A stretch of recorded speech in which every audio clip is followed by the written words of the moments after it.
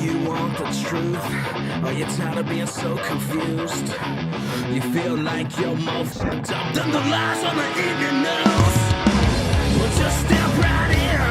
We can talk about it all as friends. And if you want, we can hug and kiss and make up for the party ends. Agree or disagree, stop offering me.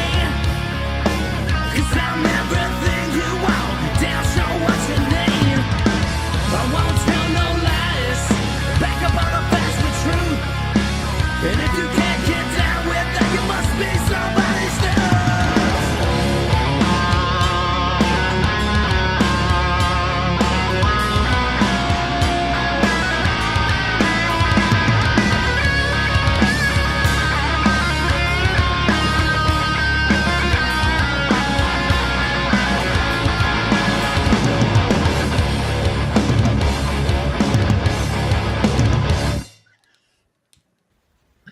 Hey, Hog Twins here. Check out our friend Matthew Spirit at his podcast at the DUM Show and his website, don'tunfriendme.com. Good Friday, everybody. Welcome to the Don't Unfriend Me Show. Amy is to the right of me, and Eloy. It's going to be one of those nights. Leroy's to the left of me. Clowns and jokers to the left or right. I think you were going to be here. Yeah, Leroy. Why are you here, Leroy? You're not supposed to be here. And why are you so big? Why am I so big? Let me shrink you down a little bit. You're a little large. Leroy, welcome. Leroy has drill, and he's here tonight, which is cold out. It's shrinkage. A little shrinkage. Okay. I was grumpy before the call. Amy was she was on time. But the new on time is 5 minutes early, and I was just we had an audio feedback loop. Sorry. Yeah. It's my fault. I'm sorry. I was sitting at my computer just waiting to hit the button. That's why when you said, "Where are you?" I clicked in immediately. Well, at least you found the button. I have a problem. Do I always find the button? Well, usually we would have to scream at Olivia, and ask her the question. But now we can just ask her, Olivia, do I find the button? Depends on the night. Oh, holy crap. That's immediate. Wow. It's immediate. But a bump. Folks, we've got it tonight. Did you say depends on the night? See, that's not what Or the morning. Or the morning or the afternoon or what other time is available usually for us. Finding the button, folks. Ladies and gentlemen, Olivia is going to be on the show tonight, and we're pretty excited. This is something new. We usually don't have Olivia on, but tonight, Olivia Spear. Welcome, everybody. Olivia, tell them who you are. I am your wife. Yes. I'm the secondary dummy in charge, I guess you would say. I don't know about that. I think we're stressing. Anything else? No. Okay. Well, your pronouns are her, mom, she, goddess. Olivia she'll be helping. She helps with the news. She helps with the videos. If there's an update, something big that we see, she's going to try to be on the live shows with us. And I think it's going to add a lot to the show and to have that kind of person in the background. She'll control the soundboard in the future, which will probably be a major or something to that effect. Did everyone hear that? Yeah. Mm-hmm. Sounds are working. Broke. Wonderful. Well, that's nothing. Well, welcome to the show, Olivia. It's good to have you. Tonight's going to be a good show. We've got an agreement. We're going to try to be out of here by 9:30 or so because Leroy has to wake up. What time? I do. Ridiculously early. Like 5:30-ish. That's not that early. No, it's not that bad. I might get up I'm every old. day. I'm old. I need the maximum amount of beauty sleep. That's true. You're not getting enough. You're not getting enough. You need more. Oh, jeez. See, Olivia, it's okay to laugh there. Olivia laughed quietly, and that is not going to be okay, Olivia. If you're going to laugh quietly, it doesn't help.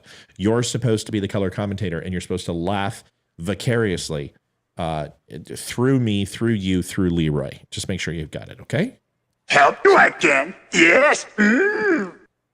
So anyway, we're going to be talking about a few things tonight. I have a video from the QAnon Shaman, which has him actually telling the people who were, I don't know, protesting, rioting, and basically doing nothing to stop. And this is a video that hasn't been released or widespread. We're going to watch tonight. We'll have your take on it. Yeah, it's pretty. There's quite a few people on Twitter who've seen it, but this was just released, and I think it's going to add a little bit to it. Olivia, any comments we want to say? Who's online right now? Well, Lee Houston's here as Of always. course. Yo, dummies, Lee Mel's says. here. Sherry. Melanie. Who else? Tom. Christopher Grable. I've seen him on a lot. Christopher. Yeah, Chris is on. Karen says, happy Friday, everyone. Happy Red Friday. Got Lisa. Kristen's here. Kristen's always here. Bubba Ford. Yo. In from the 504. Where's the 504? Anybody know where the 504 is? No. Olivia, do you know where the 504 is? No, 540 is Virginia, but I don't know what 504 is. All right, we'll just chalk it up till we don't know. Terry, that's something you could research. See, that's a perfect time for you to go on Safari and research that quickly and be the amazing color commentator / news weather girl that you are. Terry is here. Just call me Vanna White. Vanna White turned letters. New Orleans. Yeah. I don't want to call you New Orleans. I like So Vanna White 504 better. New Orleans. I don't 504 is New understand. I'm Orleans. confused. What the hell's going on? This is having 4 people here is very strange. All right, let's get into it. Tonight, Amy, anything you want to specifically bring up tonight before we get started into this mess? I wish I could say yes. I would love to talk about this, but I'm so You got to busy stop working with, so much. I'm just so busy with. Unless you guys want to talk about real estate, like that's all that's on my brain. It's just been nuts. The rates, yeah, it's just crazy. Northern Virginia sucks right now. Why does it suck? Just, give us a heads up. We do not have enough homes for buyers, and our housing market I think it's worse than it was during the COVID when we had those super low interest rates, because at least people at that time were selling their homes to get the maximum amount for their home. Home prices are going up by 20 and 30,000 again over asking price. Rates are still high, and we still don't have enough homes for buyers. I need to sell. And now the average Joe, if you cannot, if you're a first time home buyer or someone who is not from Northern Virginia, who's trying to buy a house in Northern Virginia, because I work with relocation people all the time, they're like, you can't buy a house for under $500,000. I'm like, no. And $1 million home is usually like a crappy home now. Like, it's insanely expensive to live here. And, it's good in one way, but it's also really bad because I'm worried for our economy at this point. I've never said that before, but I'm a little bit nervous right It's now. almost like we should go back to that Brandon Michon video where I said, hey, everybody, watch out for the real estate market. And should we relive that? No, we shouldn't relive. Olivia, should we move? Olivia's going to chime in. Oh, gosh, that's a loaded question. I don't know. I don't want to move again. Right. But if we could have half the house payment or a third of the house payment, wouldn't that be worth it to do that? Yes, in the end, maybe, but In the end, like if we move, we're going to have I don't want to deal with the packing and the emotions of the kids going up and down from changing schools and friends and unpacking. And yeah. So in San Francisco, a group of lesbians are getting in a van and they're going to move to Chicago, and a group of gay guys are going to move to Atlanta. And on the line of the Meridian, they're pretty much the same spot. The lesbians leave at 5 o'clock and the gay guys leave at 7 a.m. in the morning. Who gets there first, assuming that they eat and travel at the same speed over that distance? The lesbians. Wrong. It's the gay guys because they have their shit packed. Oh man. That was highly inappropriate. I think I'm in trouble. I'm in trouble. So anyway, now that we've established that joke for the day, let's get into some interesting news. So there's been 4 pieces of news that have come across the interwebs today. Al Gore's invented internet, and the first one is that Governor Youngkin had a conversation, which I thought was incredible, with a transitioned female who now identifies as a male, and a high school student is my understanding. That's number 1. And I thought it was a great topic for us to talk about tonight. Olivia had some comments on it. Yeah, I'm sure everybody here will have some comments on it. The next on it is the censorship that's taking place with Matt Taibbi, who is inherited the Twitter files from a source within Twitter. Now, in no way, shape, or form does Elon Musk have to identify if he is the source or not. I think we understand that ultimately the release of this was approved by him, but it doesn't mean he's the source. I mean, he could use a proxy, which is smart, and he probably did. Number 3 tonight is Jane Fonda, Hanoi Jane. Olivia, you know who Jane Fonda is, right? Yes. Do you still do her workout and jazzercise every I morning? never did her workout. You're supposed to play along. Yeah. Olivia, did you do Jane Fonda's workout? Absolutely. Every morning. It's fantastic, isn't it? I love it. There's nothing like getting up with a fresh cup of Joe and celebrating communism. What? I said Buns of Steel. Wasn't that Jane Fonda? I don't know. It was somebody, but this is really just method acting. We don't know. We don't really care because she's a commie pinko twat waffle. I'm not a Jane Fonda fan. Hanoi Jane. Now, as an actress, I think On Golden Pond was one of the greatest movies of all time, and she was great at it and fantastic at it. And but once again, you have to separate the actors and actresses from their personal politics to enjoy them. I mean, every single one of them just won't shut up. So she has decided to declare murder as a viable option against people who are pro-life. Oh. We'll talk about that tonight. You know, and it's funny you say that because it was just 2 days ago when Rob Reiner had his birthday, and everyone was, throwing him up on Facebook and Twitter. Happy birthday, Rob! And the guy, same thing. It's like he's like that ultra left wing, borderline communist kind of thing, and people just don't see it. You watch Hollywood and you get all of these storylines that you root for the underdog, somebody who's fought oppression and has fought back an evil government, something along those lines. And Rob Reiner is one of the guys that helps create that story. And then here he goes and supports it in real life. And you're like, Rob Reiner is completely unhinged. I follow him on Twitter just because I just want to find out what I should never say as a human being if I wanted to be correct. Right. Ghostbusters, right? Princess Bride. Princess Bride. What? I mean, this guy, once again, you have to separate the politics, but we'll get into it with Hanoi Jane. Yeah. Olivia, do you know who Jane Fonda is? Yes. She was in Newsroom. She was in Newsroom. She was fantastic in Newsroom. Do you know why we call her Hanoi Jane?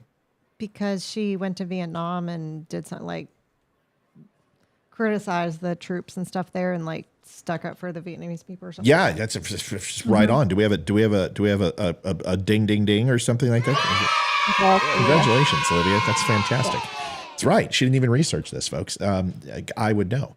So she took pictures with the Viet Cong and crossed lines and took pictures with the Vietnamese army and had negative things to say about the American troops. Now, I think nowadays people can say some things about Vietnam, but then wasn't the time. And, I think she took it too far. So yes, that's what Hanoi Jane has done. The fourth thing that we are going to talk about is the QAnon Shaman video. And Jacob, anybody remember his name? Olivia, are you on the internet? You find that out for us, please. The QAnon Shaman. So Jacob, and I don't remember, it's Gillian or Giuliani, or I could be wrong. It's something to that effect. But anyway, this guy I did a show on, and I was pretty harsh. Jake Angelini? Angelini? A-N-G-E-L-I. Jake Linguini. That's right. Jake Linguini, the QAnon Shaman. He was also on Super Mario Brothers. I'm not sure if you guys have seen him, but he's fantastic. But anyway, I did a show on him. He's the United States Navy, and there's some things that I pointed out about his service in the military, which was not honorable, and not a big fan of what he did. But once again, I think it's important to circle back, since Jen Psaki won't circle back, so we should circle back for her. And also, if there's something that puts him in somewhat of a positive light, we should do that, and I think we'll do that tonight. So this whole jam-packed show. First thing I want to announce, and I'm pretty excited about, and I hope you are too, as a lot of people had a chance to see this. I said there was going to be some news, and I said, hey, there's going to be something special happening. Libra, I don't mean to get on top of you so early in the show. Yes, I do. But here it is. The Don't Unfriend Me show presents Thursday, March 16th, special guest Ryan Weaver, who is a country music star, just played in front of a 56,000 person audience. That's pretty big. He is a Black Hawk pilot, motivational speaker, a good dude. He's also extremely political and opinionated. I follow him on Instagram. I did the graphic design for his coffee, and nice. he was a third party, and we just kind of started talking on social media and Facebook and whatever and whatnot. He's got tattoos and he's got muscles and I got muscles, and somehow it all just worked out. He's going to come on the show. He's going to do a 1 hour recorded show, and I'll make a 4-part series out of that and break that up into 15 minutes a piece if folks don't understand how many minutes are in an hour. Olivia, can you give me the math on that, please? How many minutes are in an hour? Yes, please. I went to school in America, so I'm going to say 75 because, we've got zero proficiency in math and reading right now. That's correct. That's correct. 75 minutes is correct. So it's a 5-part episode. I apologize. It wasn't going to be 4 because I thought it was 60 minutes, but 75 minutes. Folks, you hear this cutting edge stuff. You don't hear this anywhere else.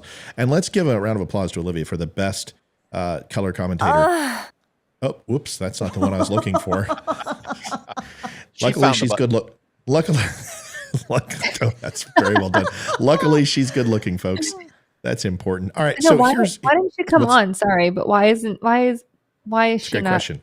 Yeah, Olivia, why is your Because- beautiful face not on here? Well, first of all, there's a couple of reasons. One is because I won't allow her to, because I am a toxic masculine male who believes women should be heard and not seen. And she doesn't have time because she's in the kitchen. And if we did that, she wouldn't be able to cook. I'm making him his pot pie. My pot pie. Yeah. Go get my pot pie. No, Olivia, why aren't you on screen? It's a really, really good question, and I think people want to know because it's a bullshit. So why aren't you on screen? I do not like to be on camera. I get shy and I'm self-conscious. I'm weirded out. I just don't like it. If I showed a nude picture of you, would that make you feel more comfortable to come on clothed? Totally. In my Playboy days, Or Playgirl, depends on really on which side of the fence you bat. All You're right. more than welcome to put a picture of me up. I just don't like to be live. I don't have any pictures. Everyone's seen what you look like. I don't think that's the problem. I think the issue is you just don't want to be on camera. And you know what? And honestly, I think we do need that color person. We need that person to chime in and kind of keep us grounded and keep us moving forward. And you can be the Robin Quivers of my Howard Stern. She looks like a dark-haired Monica Potter, but that's me. You've said that before. I know. I don't know who that is. Who is that? She was in Along Came the Spider. She was on Boston Legal for a period of years. I don't see that. Several movies. I know you've said that before, but I don't know if I see that. But I'm trying to get a picture up of her right here, and it's slowly coming up of Olivia. Here it is. Holy shit, that's huge. Okay, there's Olivia, and Olivia doesn't want to show her face. I don't know what her problem is, so it is what it is. All right, let's get to this. Good show tonight, but Olivia's going to be on Monday, Wednesday, Friday. She might have to, help the kids and stuff like that, but I think it's great. I think her chiming in has been great. It's not going to be as consistent as a guest, but she'll help us, find any breaking news that comes up, celebrate our stupidity and calling us out for it and things of that effect. Let's get to, holy crap, I just shrunk my screen. This is going great so far. Let's do this. We're going to show the first video, and I want to get everybody's reaction and tell me what you think, because the whole point of this is there are so many things going on every single day now that it's almost impossible to keep up. In fact, I couldn't even do a recorded show because I was cutting videos tonight for this. So we will turn this show into a recorded show. So everybody who's waiting for a recorded Don't Unfriend Me, you're going to have to wait a little bit longer. But we will have a little bit more detail of this show, break it down, cut out a little bit of the nonsense, and focus on the meat and potatoes of the show itself. This is Olivia's picture. Yeah, I was working on it on video. Now I'm going to close this, and we're going to watch this. Here's the first video, and this one is going to be with Glenn Youngkin. And I know everyone has an opinion on this. I know, God, for the love of Christ, Amy has an opinion on this for sure. We're not going to get away without it. And there's nothing wrong with that. Let's watch it. 1 second. I got to change the audio feed real quick. Where Where'd did Leroy go? I don't know. He dropped off. Leroy, where are you? Oh, I'm right here. I don't know. Hold on. I'll get him on there. Can you guys hear me? Yeah, we can hear you. Just I call can him hear you. Casper. Can't see you, but it's okay. We can hear you. better this way. You're coming kidding. on in just 1 Probably second. Leroy. Just one thing at a time, folks. We don't have a full operation staff. There we go. All right. You better now? Do you feel better? Are you more secure? I do. I feel much You better. look good. You look good. Here it is. I love you, Gender Leroy. model policies require that students play on the sport. All right, so let's set this up. This is Glenn Youngkin. Now, Glenn Youngkin, you know, is the governor of Virginia, and he is really now pushing and kind of throwing his hat in the ring for running for president. You can tell he's making the push. Now, I love this because I predicted this on his run, is that he would more than likely come out as a presidential candidate, and I'm changing my image, at some point. And he's moving that way. And I want you to listen to his answer specifically because, first of all, it's probably the most presidential answer we have heard since Barack Obama.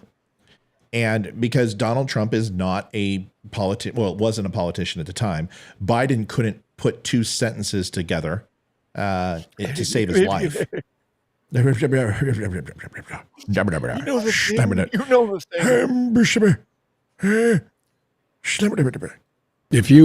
If it holds near and dear to you that you like to be able to, anyway, Exhausted. we're ready to get a lot done. Yeah, so that's what we've been listening to now. And then, you know, we all know Donald Trump and how he communicates. It's pretty, I mean, we love it. We love the way that he communicates. It's just not necessarily what you would call presidential. Get him out. Ready? Are you ready? Get him out of here. Get him out of here. Get the hell out of here. So obviously that's what we've been working with. So and Obama, of all of Obama's full of shit faults, which he has a ton, the guy was a great orator. He could deliver a speech. Yeah. He was pragmatic. He was funny. I loved him in the White House Correspondents' Dinners. He was great. I wish Trump would have attended more. Now, the one that he did, the one he did for the debates, and he slams Hillary Clinton. They had a ceasefire, and Hillary Clinton's like, I'm not going to say anything mean to you. And Donald Trump's like, I won't say anything mean to you. And then he literally says, you know, lock her up. But that was fantastic. That was so Donald Trump. But my point is that we haven't had a polished politician in some time. Olivia, are you a big fan of Obama? No. Okay. Well, I think he's funny, but that's about it. Funny like a clown? Is he funny? No. Here to He's got a good sense of humor, but no, I don't like Does he anything make about him. you think he's a funny guy? Like funny? Like how? Like how am I funny? Like a clown? Like a fucking clown is what you're telling me? All right, so I want you to listen to Glenn Youngkin here. I want you to listen to how strong his answer is. And honestly, he handles it like a pro. Here it is. Governor Youngkin, your transgender model policies require that students play on the sports teams and use the restroom. So this is Nico from high school in Virginia. Nico Papadopoulos. No, that's not his name. But we're going to call him Nico. Nico does this. And Glenn looks kind of young. And it almost looks like Nico could be Glenn's like son from an affair that he had at some point in his life. It's really interesting. Here it is. That correspond with their sex assigned at birth. Look at me. I am a transgender man. Do you really think that the girls in my high school would feel comfortable sharing a restroom with me? No, that's why you should stay out of them. But alas, I'm not the one answering the question. Let's hear how Glenn Youngkin responds. So first of all, Nico, thank you for, again, asking the question, being here tonight, and engaging in this important discussion. I believe first, when parents are engaged with their children, then you can make good decisions together. And I met your dad, and I'm glad that you're both here together. That's really, really important. I also think that there are lots of students involved in this decision. And what's most important is that we try very hard to accommodate students. That's why I have said many, many times, we just need extra bathrooms in schools. We need gender-neutral bathrooms. How hard is that, right? It's like, let's solve the problem by not talking about the emotional side of it. Let's try to think of something logistically that could make sense. How about we just build more bathrooms? Wouldn't be that difficult. You know what? But we're going to raise your taxes. So if we're going to do that, we're going to put it on a bill and you're going to vote on it. And then everyone's going to say no. And then we're going to have the problem solved. And so people can use a bathroom that they, in fact, are comfortable with. I think sports are very, very clear. I was going to say at Hayden's school, they took away staff bathrooms and turned them into the gender neutral bathrooms. Where does the staff go potty? Well, they didn't take away all of them. There was two. There was. They don't. They don't. You just got to cork it. It's just, you know, just makes common Get a sense. big gulp cup, and that's your cup for the day. in each grade hall, there was a male and a female staff bathroom. They took one of them and turned it into the gender neutral, and then the other one was for the staff. And so that way. So, okay. So now what I'm hearing is that, okay, well, let's listen to the rest of this and then we can pick this apart because I know everyone's got an opinion. I know I do. And I don't think it's controversial. I don't think that biological boys should be playing sports with biological girls. There's been decades of efforts in order to gain opportunities for women in sports, and it's just not fair. And I think that's non-controversial and something that I think is pretty well understood. Again, I think these are very difficult discussions, and I am very, very glad to see you and your dad here together.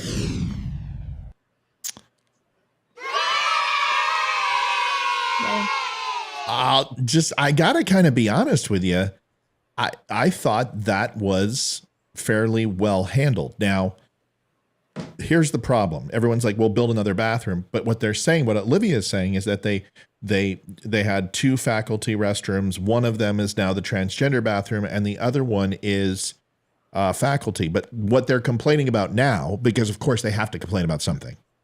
As always. I mean, it's never going to be good enough, right? Now we need special diets. Now we need a multicolored sweaters and varsity jackets that are different. We need transgender built jackets, you know, that have a little broader shoulders and bigger boobs in the front. I mean, this is all coming, right? We need transgender day at school. We need transgender sick days because the men met straight, even though they're women, not women. I don't understand. It's so confusing. But all of this will come. But now they're saying, well, it's too far to walk away. So when a normal child has to go to the bathroom, they walk 3 minutes to the bathroom and they're back. Now, because they're transgender, they're going to have to walk 6 minutes, which means they're going to be behind in education. I mean, can we win? I mean, seriously, Glenn Youngkin just gave you a viable reason and how to solve it. And now they're already bitching again. So please, somebody tell me, is this really the water fountain crusade of what the 1960s? Is that what we have here? Is this a water fountain issue? And I'm wrong when I say they, and I sound like some white racist from the South, or is this just stupid? Amy, Olivia, Leroy, go. Who wants to go first? You do, look, because you're the only biological female on the panel. Well, Olivia is also a biological. She can't be seen. We've already had this conversation. I probably have the most unpopular opinion about this. Because, and I saw the father like shaking his head about the sports. I saw that too. You know what? I don't care. I really am sick of this. I don't even compete in sports at all. I'm like the worst. So no man would want me on their team anyway. But that's a given. Women, right? Clear. You can look at me. There's no question. If we were having a football team, you and Olivia would be picked last. Leroy would be like, "I'll take Matt," and then. Right. Unless it's like the one they do with like the lingerie or something, then we're going first because Olivia and I. Right, and we're not going to play. We're just going to sit by and watch. I mean, come on, folks. I'm just tired of it. I feel bad for the teachers who've had to give up their bathrooms. And I think this goes back to parenting your children. And why is it all of a sudden now in the last, 3 to 4 years, we need transgender bathrooms when this was never an issue before? This was not an uprising of like, we've been fighting this for years and finally we got bathrooms. Well, no, because you don't need a flipping bathroom. Use the bathroom that you're supposed to use. Boys go in the boys' bathroom and girls go in the girls' bathroom. And if you feel like you need a special privilege at school, then your parents should make arrangements for you. Quick side story. I just had to do this for my son, not because he's trans, but my son has very recently, he needs to be on we just found this out. He has some health issues and we have to restrict his diet and not restrict it, but he has to be on it's a very specialized diet. It's super fun. So at school they do pizza day now. This is a new thing for their school, once a month. But my kid can't eat regular pizza now. So Oh I my was like, God, Amy, go. but my point is, I didn't want him to feel left out. But I made the arrangements with the school so that he could still participate in the pizza day. And what was I the didn't school's ask- reaction? They were like, that's fine. You can pay whatever you want and bring whatever you want. And why did But they say weren't that? like, because I'm the one who's like, I don't want my kid to feel left out, but I don't want you guys to make special accommodations for him. Perfect. So, Because he's the okay, only so one. let's take the pizza analogy, because you can't bring a porta potty in for your child. But Right. is there something else that we could do as taxpayers? Like, how much is it going to cost, do you think, for middle school, grade school, high school? Because let's face it, even the grade schools are now saying this. The elementary schools are saying now that people can have a choice. How much do you think it would cost to build a bathroom, or to find a solution for each taxpayer in a district? Here's what I think, and I don't know if this is still happening in public schools, but when I was in school, there were different sections of the public schools. You had like the special education hallway. They had an entire hallway. They had their own bathrooms. They had their own water fountains. They had everything in their, I think it was 2 hallways technically, but it was like they had like one part of the school. Then you had the normal Gen Pop kids, and then you had the gifted and talented. They were on, funny enough, the top level of the school, right? So, and everyone kind of stayed in their section. At lunchtime, you all went to the cafeteria at the same time, and if there was outside time, it was all shared together. But whatever section you were in, you stayed in that section for the most part, unless you had to transfer for some reason, if your class changed or whatever. But that was how it was. So why can't we have the trans kids? They can have their own freaking hallway with a bathroom for the trans kids, and they can do whatever they want in there. I don't know. I don't understand the trans kid thing. I think it's half of it. I don't think all of them are like not telling the truth, but I think the majority of just feeling the pressure of this, movement. So I don't buy it. Sorry. I'll say this. Nico in that video, in my opinion, is a fully transitioned, at least from externally and internally, from a mental state of mind, fully transitioned human being who's very well put together and has every right to be who they want to be. That doesn't bother me. I don't care. Right. And I think the question needs to come up is, how do we make this kid as comfortable as we can for now, without making special accommodations or special circumstances? And I think it could be as simple as this, is that having an occupied lever on the bathroom, and making it that, or having 2 separate entrances, right? And putting in a retaining wall. Okay, fine. Let's spend the 15 grand that it costs to do that and just end this damn thing. But my point is that this doesn't solve the problem. This doesn't solve suicides with transgenders, drug use, sexual assault, rape, workplace discrimination. The biggest problems in the transgender community are not the bathroom, and yet they are probably one of the most cost prohibitive. If we look at every single school and every single shopping area and every single mall and every single stadium, and we have to put in brand new bathrooms, that's a cost prohibitive thing. But to help with mental health, or to help with drug addiction, or whatever it may not be as expensive as it would be to create a new bathroom in every single facility across America. Leroy? So, hold on. Olivia has something she wanted to contribute. Here it is. So my thought. No. That's not it. I was lying. Oh. I need to go to the bathroom. Okay, here you go. Boys have a penis, girls have a vagina. Thanks for the tip. Yes? I need to go to the bathroom and I can't get these things off. All right. So, Leroy, go ahead and then Liv. So, as I was listening to that, and by the way, I completely agree with Amy, right? And I'm not going to contradict her because I do agree with it, but I do have a slightly different take because I'm not sure that was so much about. Are you about the mansplaining? policy? What? Are you mansplaining? No, it wasn't so. It's like much I don't agree about with you, but I'm going to go ahead and disagree with you. You know what? No, I'm not going to just stop crying. Go ahead. Democrats piss me off. It wasn't so much about the policy that he was trying to enforce. It was about that speech was about trying to rope in voters, right? And what I mean by that is, look, that whole thing was obviously pre-planned, right? That's not something that happened just by happen chance. There's no way. So that was an obvious attempt to get enough of the right-leaning Democrats into his voter pool as humanly possible so that when he does go and make his run, when he does go and make his bid for the White House, if that's the plan, then he would have secured that portion of the base. I don't know about that. Because why would he? Why? Well, let me ask you a question. When the question had nothing to do with sports, but he brought sports up, which ultimately is kind of like a backhand compliment where he says, well, let's be accommodating. However, here's where I draw the line where we're not going to be accommodating. It's an interesting dichotomy. If he was simply just playing for votes, he answered in a way that most Republicans would say, okay, well, that's a pretty decent answer and it's pretty humane. But then for him to come in and say, but sports, this is where I draw the line, and this is not a controversial issue, and you're not going to be playing.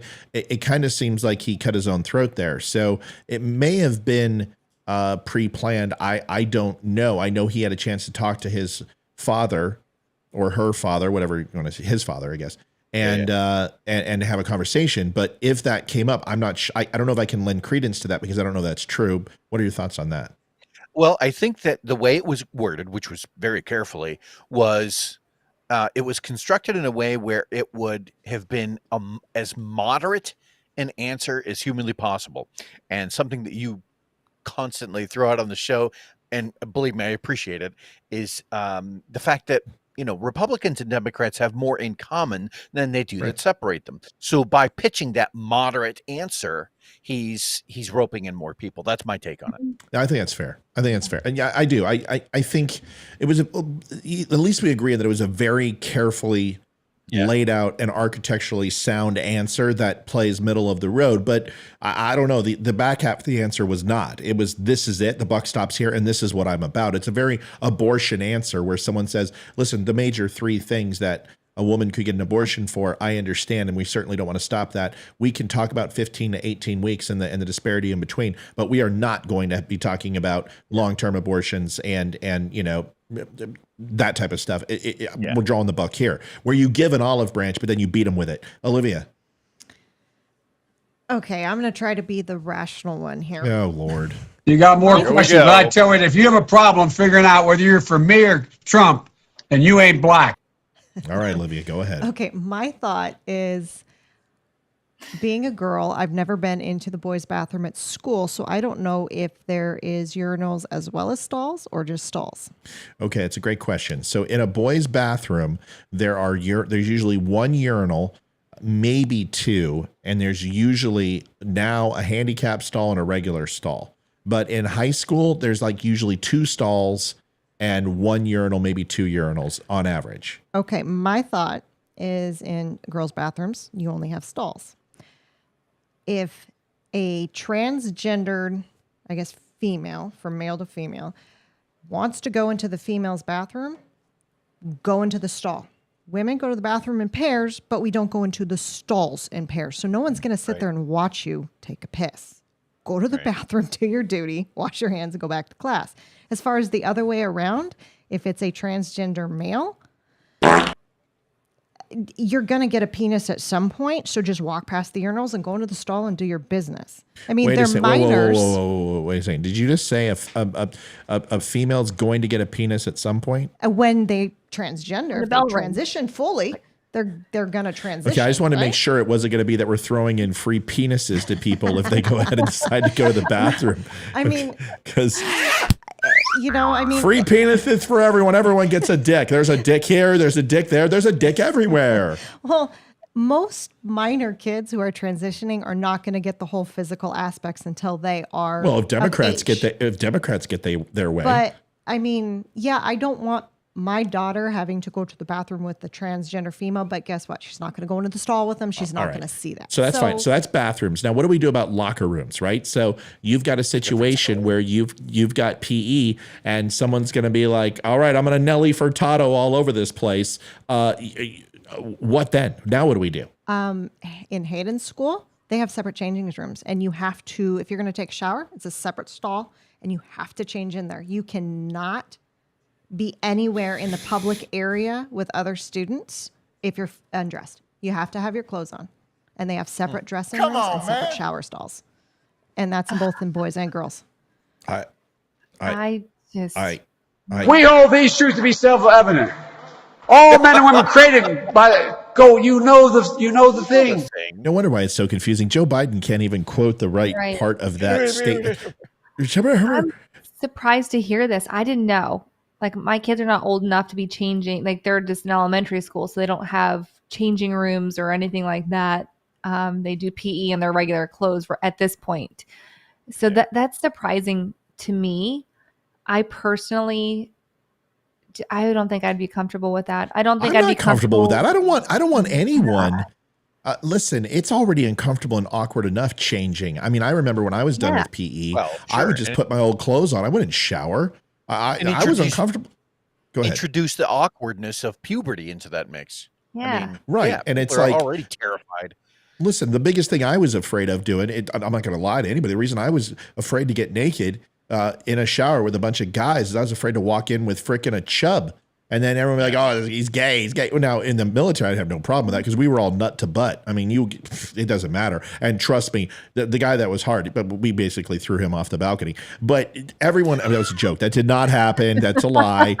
So the point is, but when you're younger, you're worried about that. You're always worried about your reputation. You're always worried about that. And I was always felt awkward. I was a late blooming kid. And plus, I didn't want to embarrass all those children. I mean, people would walk by and go, how's the weather down there, dude? At that stage in your life, you care very much about what other people think of you. Correct. So it's concerning, right? I mean, you're putting kids in a so what about the comfortability of the kids that are already there? That's my big question. Why do we give up the majority of people's comfortability and their rights for a very select few? I mean, what the hell? I'm 100% with you. I and my mother can attest to this. I have never really been a modest person. I've just, I was. We don't believe you. We want pics. No, I mean, proof. But I didn't get that. And my daughter is the same way. I'm always, literally the last night, she's standing in the hallway naked. Mom, I need you. And I'm like, you can't do that. You're 6 now. This is not appropriate. Like, you can't. Wait, did you just say your daughter? My daughter. I want to strike okay. I didn't listen. I was looking for the fantastic thing when you were talking about you. And I was like, when you said your daughter and Donald Trump goes fantastic, folks, that was let's strike that from the record. All right, go ahead. I didn't even hear that. Thank God. But like she's still little. She doesn't know any better, but I'm trying to teach her at 6 years old now. It's not appropriate for you just to be starting not at all. Into the hallway with a brother and Jason. My daughter and son. My son was on the bathroom and Hayden walks in. I'm like, what the fuck are you doing? And she's like, we go in there and go bathroom all the time. I'm like, never again, ever again. Ethan doesn't understand the concept of changing in the bathroom. He gets undressed in his bedroom, walks into the hall naked, and goes to take a shower and walks back out. My son will at least cover himself now. He'll put like a towel in front of him and like back into his bedroom. And I'm like, please. I'm like, buddy, you have a robe. Like, put your robe on after your shower, walk into your bedroom and get dressed. Like, you both have the purpose. Thank God it's not just our family. Thank God. Can I add something? But we're our family too. So it's like, kind of going back to Governor Youngkin is, I was actually kind of surprised at the fact that he didn't bring up the mental health issue because, again, and this is we have to be careful of that, Leroy. We have to be very careful of saying that. No. I'm just what I'm saying. No. Yes. Hold on, time out. You need to stop. I already lost 2 videos last week because we said those words in conjunction with what we're talking about. We cannot say those 2 words. Please don't say it again. That one? Yeah. Okay. You can't say that. because it's an immediate ban on YouTube and it's an immediate strike on Really? Facebook if you do. Yes. Yeah. Why do you think That's the two interesting. videos from last night on live are gone? It's because Ryan Samuels brought out the book and he made that comment. They got blacklisted. So listen, and you know what? And I'm going to be honest with you. I didn't know that. Crowder, I wrote that in a text to you guys. Crowder came out last night and he's like, he's on Rumble and he's like, folks, people are censoring themselves. Shows are turning into Disney because they're having to censor. He's right. Crowder is absolutely right. I have to censor my show. It used to be COVID or Chinese virus, stolen election. Those are the things I couldn't say. Now I can say those things. And now what we can't say, and let me just be very clear before you go again, is we cannot say anything that has to do with trans and anything that has to do with the brain.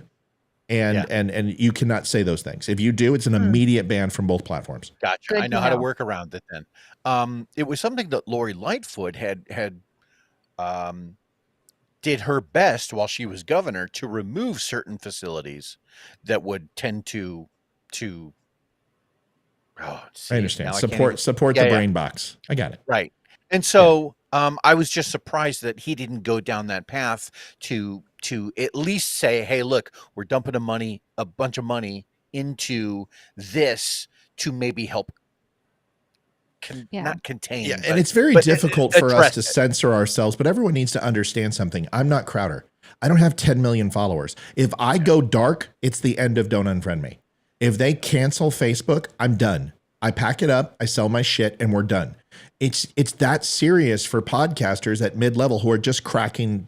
Like if I told all of you, you have to go to Rumble, all 100 of you wouldn't, but all 150,000 wouldn't. And unfortunately, that's what pays the bills. That's what keeps this moving forward. So I'm being held hostage where I can't express my opinion. That's the way it is. And you can say, oh, well, you're a pussy. Don't apologize. You say you're a pussy. You don't want to fucking do that. You're right.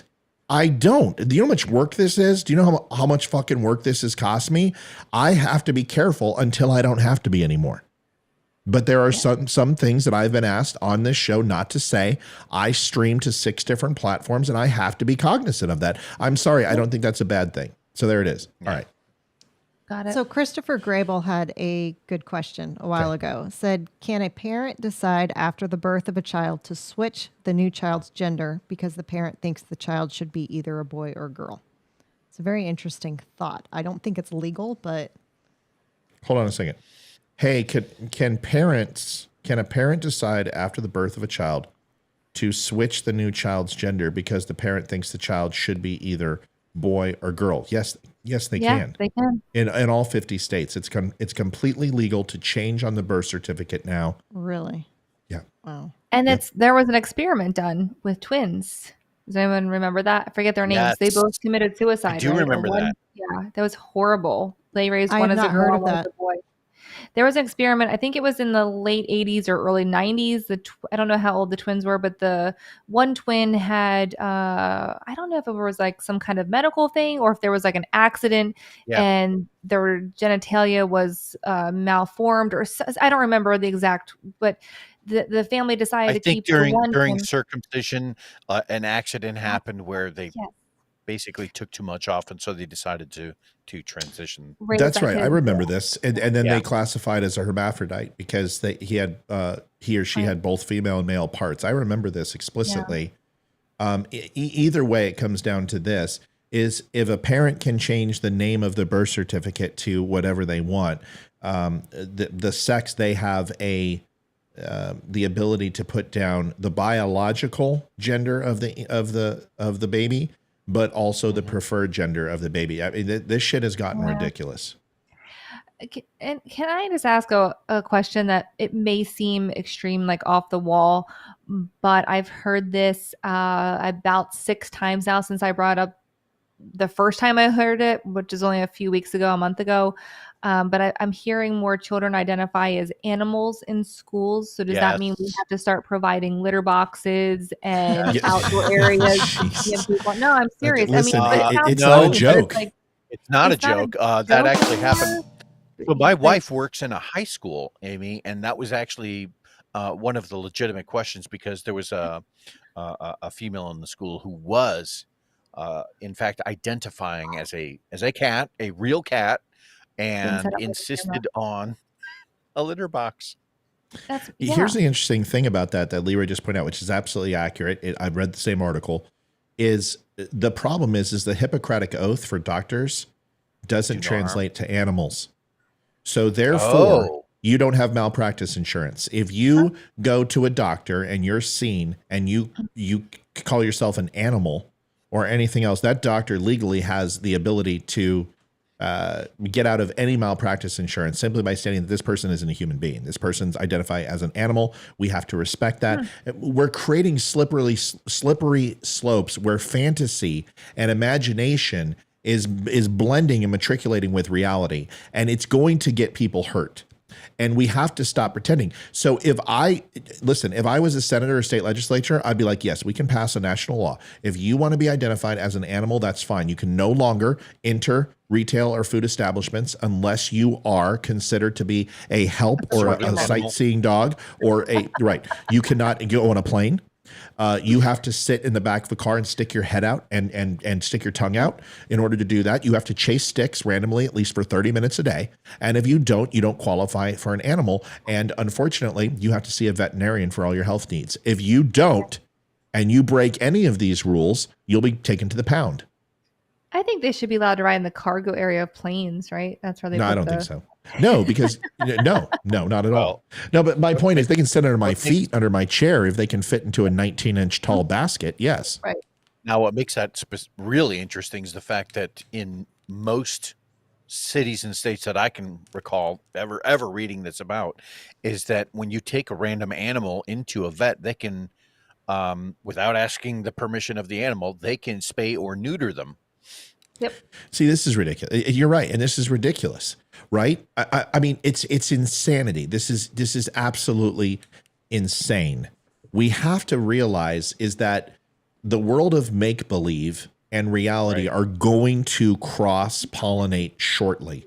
And when they do, these little bubbles of these kids are going to be, they thought they were bad when they found out that college wasn't going to give them a $400,000 a year job. Wait till they find out that they are not a rainbow-spotted unicorn and everybody laughs at them. There was just an article that was released, whether you saw this or not, Olivia can look this up, and give us some insight on what it says, is that people who use he, she, they, her, who use pronouns are passed over more often for jobs on resumes than people who don't use pronouns. This just came out. Olivia's going to look it up for us. Good. It's no surprise to me because even recruiters who pretend that this shit's important to them, they think it's ridiculous.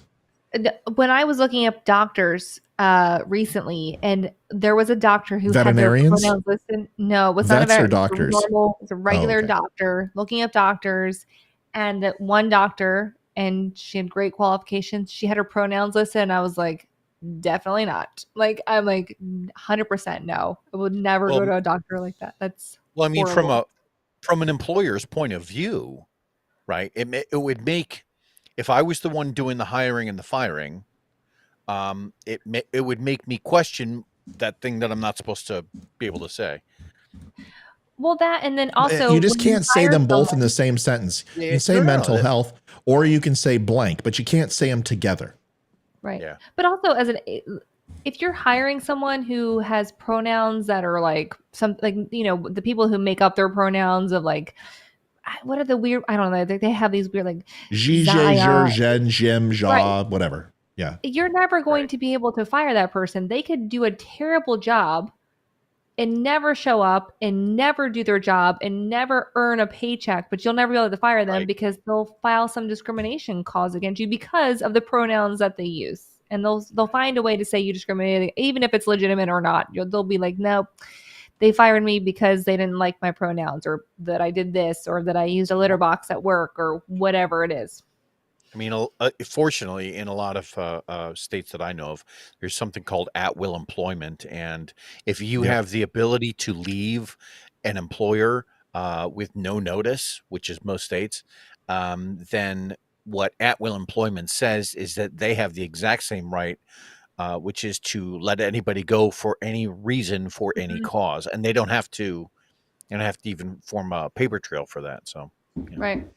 Yeah. Okay, so I guess according to a survey, 83% of non-binary Americans say using they or them pronouns in a resume hurts their chances of being hired, and 51% say that being a non-binary employee hurts their overall work experience.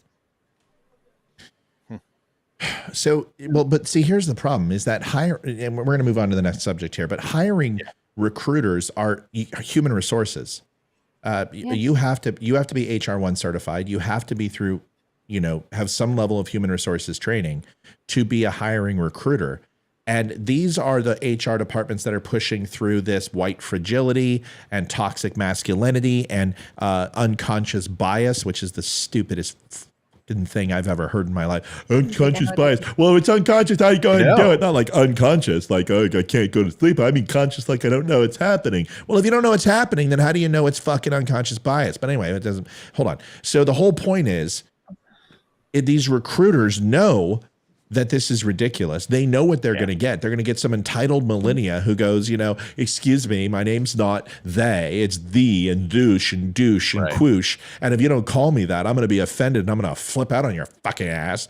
That nobody wants that. And as a previous retail professional whose career is completely over, and I will never work for another corporate company again, as I'm finding out on my resumes and my work to find a new job, is that they don't want people who have all the pronoun games, and they don't want people who disagree with it. So what you're doing is not only subjugating your company to record numbers of unemployment and unable to fill job requirements because your selections have come down to 2% of the population. Either everybody believes in pronouns or nobody does, and only a very few people don't care. So the whole thing is, this is what I was talking about, where imagination and fun land have come into reality. And the reality is people are having less kids. We're depopulating on a massive scale. Japan is 50 years away, whether you read this article or not, 50 years away from them considering to be on a population decline that is at a massive critical scale for the future of that country. 3% of the population is fertile. 3% of the population is fertile. Mm-hmm. It's incredible. Leroy's talked about this for 2 years. Or a year and a half on this show. And now Japan is like the first victim of this. And listen, folks, if you don't have Japan there, you might as well just leave a doormat to Australia for China. Anyway, the whole point, let's bring it back to it, is people are hiring less for people who play this game. Can I add one more point before you move on? You don't have to ask permission. You're a full owner of this show, just like everyone else. You can't go to anyway. So, Amy, I was wondering if you go ahead and go ahead. Sorry, buddy. You can't go, and this is more so for the people who identify as giraffes and shit. But you can't, literally, you can't go to human resources if you think you're a cat. Right. Right. We don't. First of all, there's not animals allowed in the building. What are you doing? Right. So, human. So is it okay to call Rosie O'Donnell a cow now? Does she identify as a cow, according to Donald Trump? Nope. All right. So now that, Olivia, thanks for that news update was fantastic. Whenever we're looking this up, you did great. I'm very, very happy with having my new, and at Like Robin Quivers, you'll get to quiver later. It's great. Oh, yeah. Just saying. Olivia hasn't said a damn word on that. I'm a little terrified that she doesn't find it funny. I think she just got it, folks. I don't think she understood. I understood it. I was just like, I don't know. Okay, whatever. She's not the best color commentator in the business for nothing, folks. Just a bit outside. The Indians are suffering from propeller lag. All right, this is the next one. And let's go ahead and go over to this one, because I think this one's going to create some, at least Leroy is going to have something to say for sure. This is Matt Taibbi, and Matt Taibbi was hand-selected, I guess, so to speak, to really kind of handle the Twitter leaks and ensure that the information was distributed in an effective and a consistent way. And this was his Senate appearance, where now Democrats not only believe in censoring speech and support censoring speech, don't want reporters. I mean, okay, this is this is, I want everyone to listen. This is fucking terrifying. If you are a American who believes in the Constitution, who believes in the Bill of Rights, the Democrats have been flirting with this for quite a while, but they are in full force of state-run media censoring and punishing anyone who says anything against what they say. Now, you can argue and say, well, Fox propagated the stolen election. Okay, fine. That was their opinion. And they pushed this forward, and they have asked for that to stop. When Tucker Carlson did that, he didn't do it the second night. Obviously, Facebook has stopped that. They told Mark Levin, you keep that shit up, we're going to pull the plug on you. So Fox, yes, Fox does do this too. This is blatantly controlling what the media narrative says while knowing that it's false and presenting this information anyway. Both stations have done that. We know this. But them saying, if you counteract it and disagree with it, the full weight of the government will come down upon the head. You can be imprisoned. You can be censured. You can be sued. And no longer does the Fourth Estate have the ability, or any citizen journalist under your First Amendment, including me, have the right to report the news, or you will be challenged. You will be hined and quartered from Democrats. And how do I know this happens? Because we've seen it through tech. We knew it with a Hunter Biden story. We just talked about it just now, that I can't say two words together, and I've got to tell my friend, hey man, careful saying those two words, otherwise I'm going to get deplatformed. Leroy had to cancel his account and be a moderator on my site because he would challenge people, and he was having to censor himself and put us in a position where we could be banned simply because he's expressing his opinion. I just want to have the talk. This has been right. That's it. Just wants to have the conversation. Here's the video. Here are the Democrats saying, you have to give us your confidential source. You no longer have the right because you are not a journalist. Well, that's bullshit. Does anyone know what the definition of journalist is? Olivia, please look up journalist and tell us the definition of journalist before we watch this video. Because if you listen to the words succinctly and clearly, there's nothing about a degree. There's nothing about a master's. There's nothing about a certain school you have to go to. This is what a journalist is. Olivia, go. I'm looking it up right now. Hang on. Well, it's somewhere between apprentice and mastership, right? So, or is that journeyman? Wait, I think that's journeyman. Yeah. What you talking about, Willis? According to dictionary.com, a person who practices the occupation or profession of journalism. That's it. Here it is. Journalist, the official meaning, one whose occupation is journalism, one who keeps a journal, the written of a journal, or a diary. That's it. Those are the qualifications to be a journalist. No, but that's like saying you can't be a woodworker unless you go to some form of carpentry school or go to engineering school or become a civil engineer. You can't do, that's crap. You can't be a mechanic without going to school for being a mechanic. That's not true.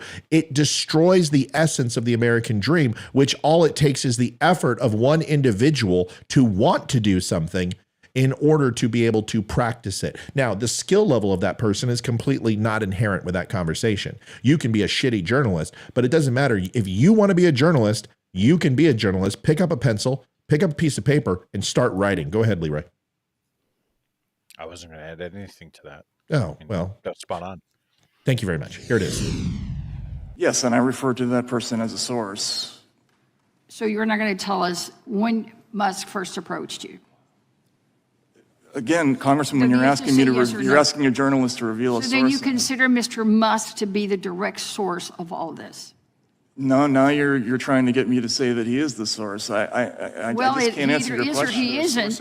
If you're telling me you can't answer because it's your source, well, then that the only logical conclusion is that he is, in fact, your source. Well, you're free to conclude well, once that. again, logic escapes politicians. That's not what he said. He is claiming, as he has a right to protect his sources as a journalist, that he is protecting the identity of his source. And this is a time-long tradition that journalists will go to prison rather than identify their source. And many journalists have. They have been told, either you go ahead and present us the source or you are going to jail. Many journalists have done that. This is a time-long tradition. What? Who is that lady? Garcia. She's in the Senate Oversight Committee. She's either a state legislature or she's not a senator. I don't think so. She's got to be state legislature. Okay. I was just curious. That's it?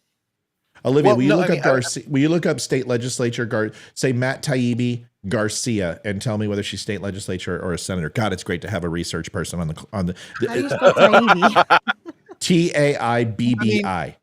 I mean, long story made short is that this is nothing new, right? This has been going on for quite some time. It wasn't just, but what, 2-3 days ago, Schumer was in the news because he was begging Senate/Congress to stop. He was trying to influence, right, political pressure on Fox to say, don't air any more of the January 6th private tapes. Yes. I mean, but this is different. But this is different. This is absolutely laying in. Okay, you have got a body of people who have the right to subpoena, to bring charges. They are not just a court of public opinion. This isn't simply a ceremonial title. They have the power to harm. What? Her name is Sylvia Garcia. She's a congresswoman from Texas. So she's a liberal. Austin, I bet. I just Democrat. I would assume she's a California replant. She's something or other, but she's not Texan. But my point of being is now they're using the government to say, do this or else. Right. There's a difference. Having Facebook throttle people in the end of things is probably good for people to get off Facebook or ban them from Facebook. It's probably a blessing in disguise. Having someone destroy your credibility, embarrass you, and say you're not really a journalist, and you have to tell me because if you don't, I'm going to put the screws on you. That is intimidation from the government, and it is a state-run media at that point. You're saying, if you don't agree with what we say, we are going to censor you. We are going to harm you financially or from a legal means. That's not something the government has done yet. They are now saying the quiet part out loud. Democrats are 100% against free speech in the United States of America at this time, and they're proving it with their policy. Completely agree. And that's exactly what I was going to say was, again, look at 2-3 days ago, the exact same heavy-handed government was basically saying, tell Fox not to air this. That's the point. Right, but the difference is when the government steps in and says, look, you shouldn't be airing this. Look, you need to reveal your sources or else that's a problem. That directly conflicts with the First Amendment. I'm not saying that the Schumer thing wasn't completely uncalled for. However, that was a singular opinion. This is an investigative body that is unilaterally sitting up there and saying, give us your source or else. That's different. That's using, it's just a nuance and it's subtle.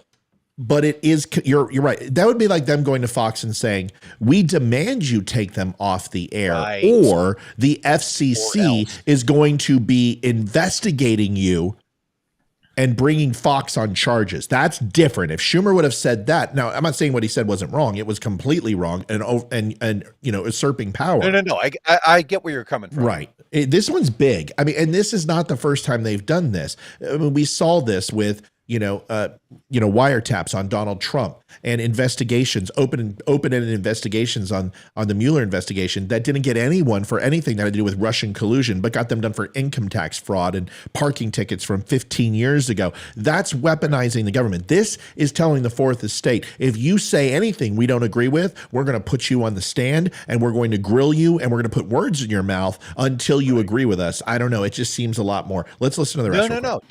To your point, the language that she was using on him was one of Gestapo Germany with a light in the face saying, reveal your source.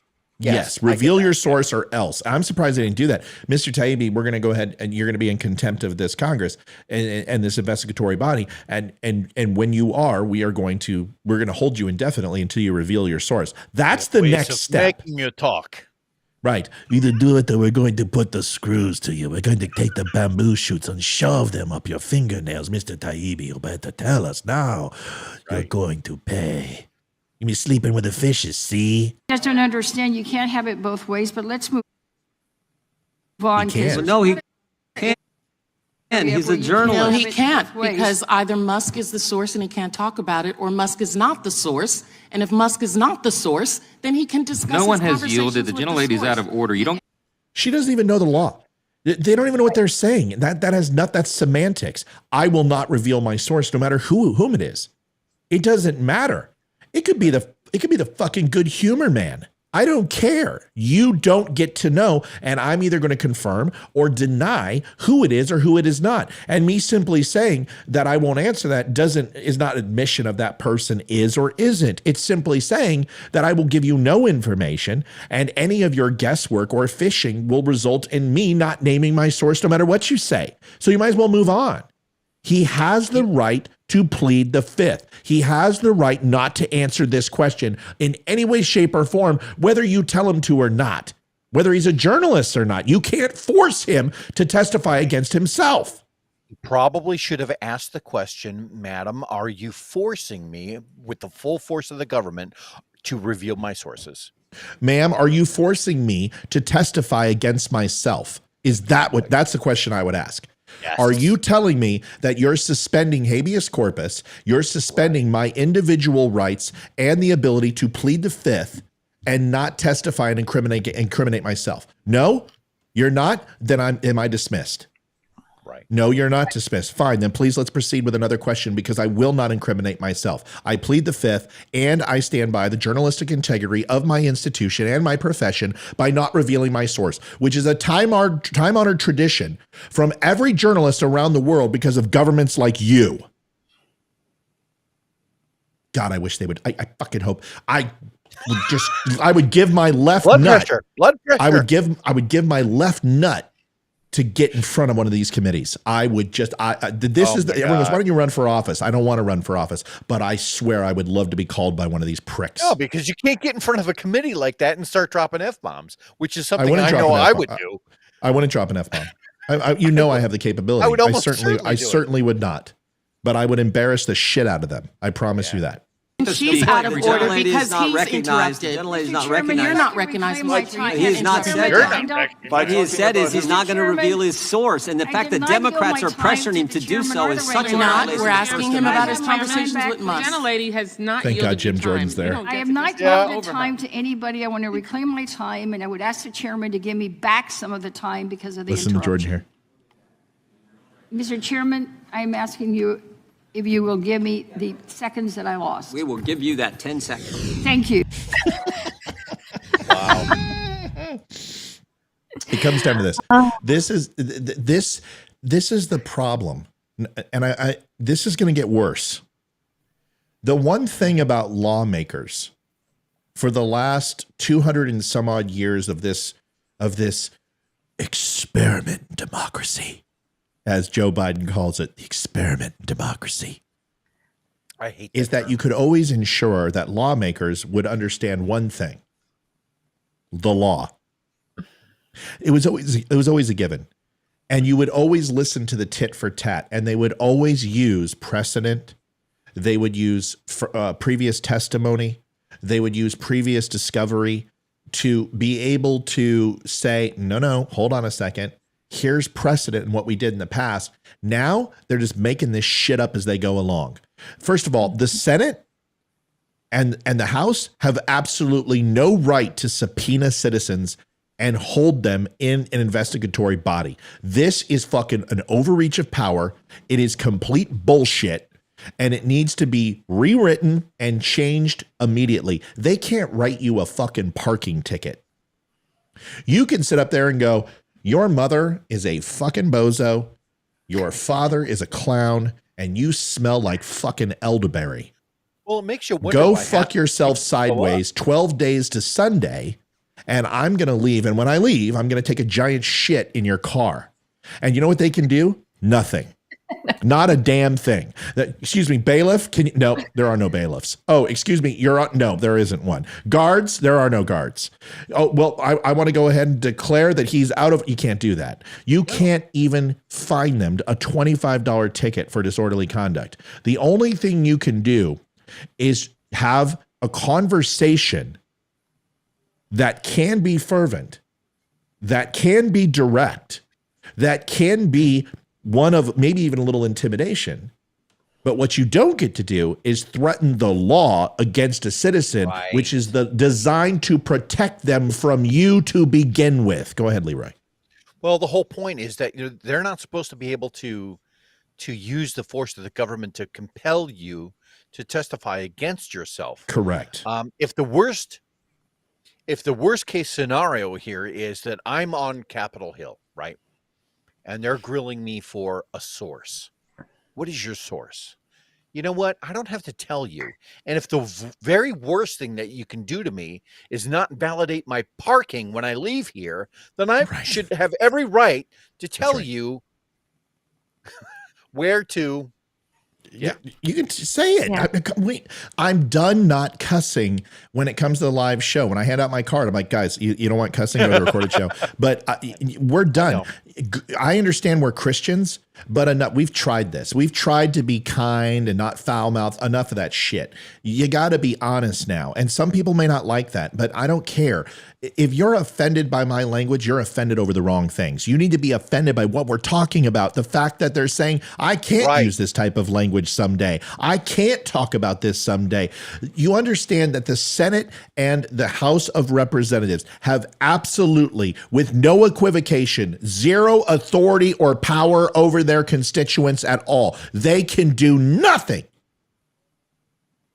If I stand up and pee on that desk, they can't do anything. They can bring in a police officer to escort me off the premises and write me a ticket for disorderly conduct and a particular shade of piquant yellow piss. But what they can't do is do anything themselves. They only write law. They do not enforce the law. They do not interpret the law, and they do not execute the law. That is not their job. Right. Go ahead, Larry. Exactly. Nothing. I was making it fun. I'm fired up, damn it. I'm sorry. You were just asking if you had asparagus last night. Did I have asparagus last night? If you were peeing out I think we did have asparagus last night. No, but I did buy it today for later in the week. Is it really that foul? What's people's problems? I think urine stinks pretty bad anyway. Why is it like, oh, I ate asparagus and it smells? It always smells. It makes it more potent. Does it? Yes. Yeah, it does. Yeah, it does. Do we like the smell of gas? Let's do some. All right, let's do the checklist. Gasoline. Who likes the smell of gas? Raise your hand. Yeah, me too. A little bit. I don't like it in. Okay, you know what? Stop being a woman. Either pick yes or no. You don't. Sometimes it makes me want to, like, I'm nauseous, but sometimes I enjoy it. Yes, I do. Wow. Okay, so Olivia likes gas. Amy's 3.5 out of 4. Like, yes. Yeah. Come on, Amy. All right. The smell of marijuana. No, I don't like it. Leroy. Yeah. I like this. I like the smell of pot. I think pot smells great. Yeah, I think it smells great. All right. This is a trick. I swear to God, I'm gonna have a pot brownie. I can't smoke this shit. But you can't. Yeah. What about real quick? What about this? Just an entry level poll. You tell us. A skunk. Who likes the smell of skunk? To some degree. If it's I at do a distance, yes. Yeah, it's at a distance. Like it doesn't. I actually am like, oh, that doesn't smell bad at all. Up close, no. But far away, I'm like, oh, that actually smells quite nice. I don't know what the problem with skunk is. Okay. What am I missing? Anything else? I can't think of anything. Do they vagina. Who likes the smell of vagina? I was just thinking of Madge. Just thinking about the clam. Yes. Bam! Right here. 2 out of 4. How do you feel about seafood, Oh Matt? my God.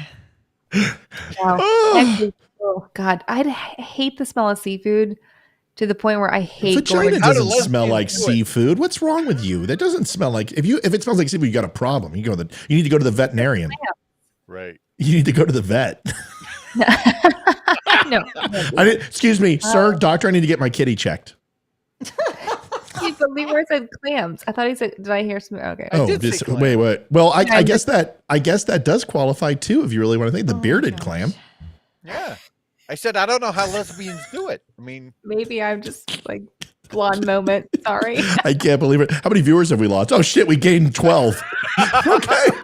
Anyway, who likes the smell of? Okay, all right. Here we go. Now, The next one is the QAnon Shaman. I'm not going to remember when somebody said, because you don't play all the videos right away, you're holding your viewers hostage. Excuse me. I'm so very sorry for holding hostage. This is the video of the QAnon Shaman. I want you to listen to it now. What was his name again, Olivia? Jacob? Angeli? Linguini? Jacob Linguini. Yeah, that. United States Navy, former. Yeah, I think it's Angeli. All right, listen, folks. We're having fun. If you can't joke once in a while, there's a problem. This video hasn't been seen before, and this is of the QAnon Shaman. And I want to play it because it's important. Because, you know, Tucker Carlson came out and he showed some video that was very disturbing in the sense that it wasn't disturbing. And I think that's the whole thing, is that the video was so benign that people are like, wait a second, because I'm going to read you guys something that brought me to tears. And I don't do this. I don't read other people's work and just let it stand alone. But I think it's that important. And it's pretty lengthy. But it's an amazing piece that I want you to read. But let's watch this, and I want to get your thoughts on this.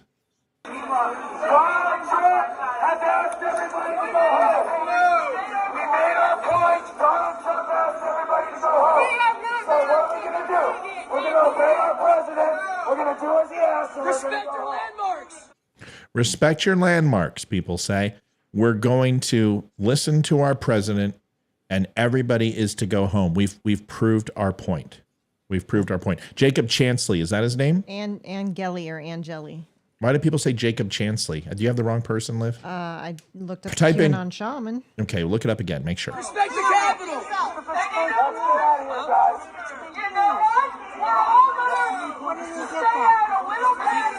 He said he saw it on Twitter. We're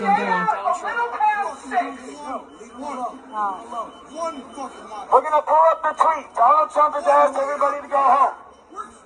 Wow. Okay, then stay, Go home. motherfucker. I don't give a shit. This is America.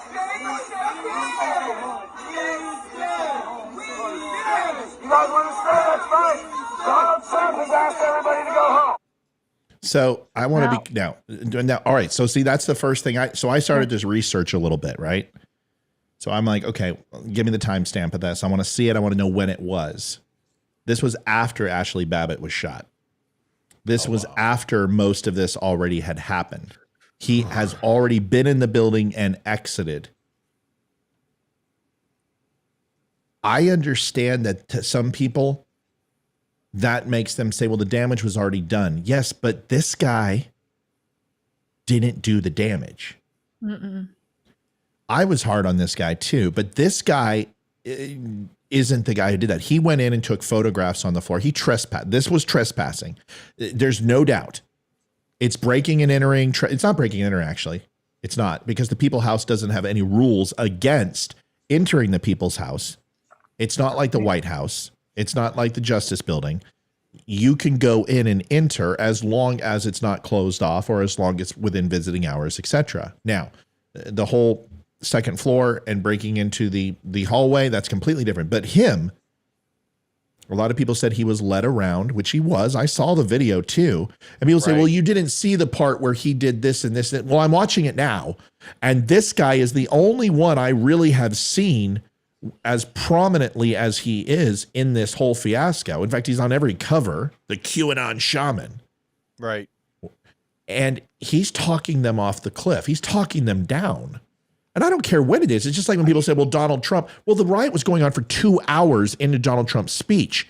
He got to it. Now, a lot of people said that he tried to grab the steering wheel of the Secret Service with a chokehold like Steven Seagal and all this other bullshit.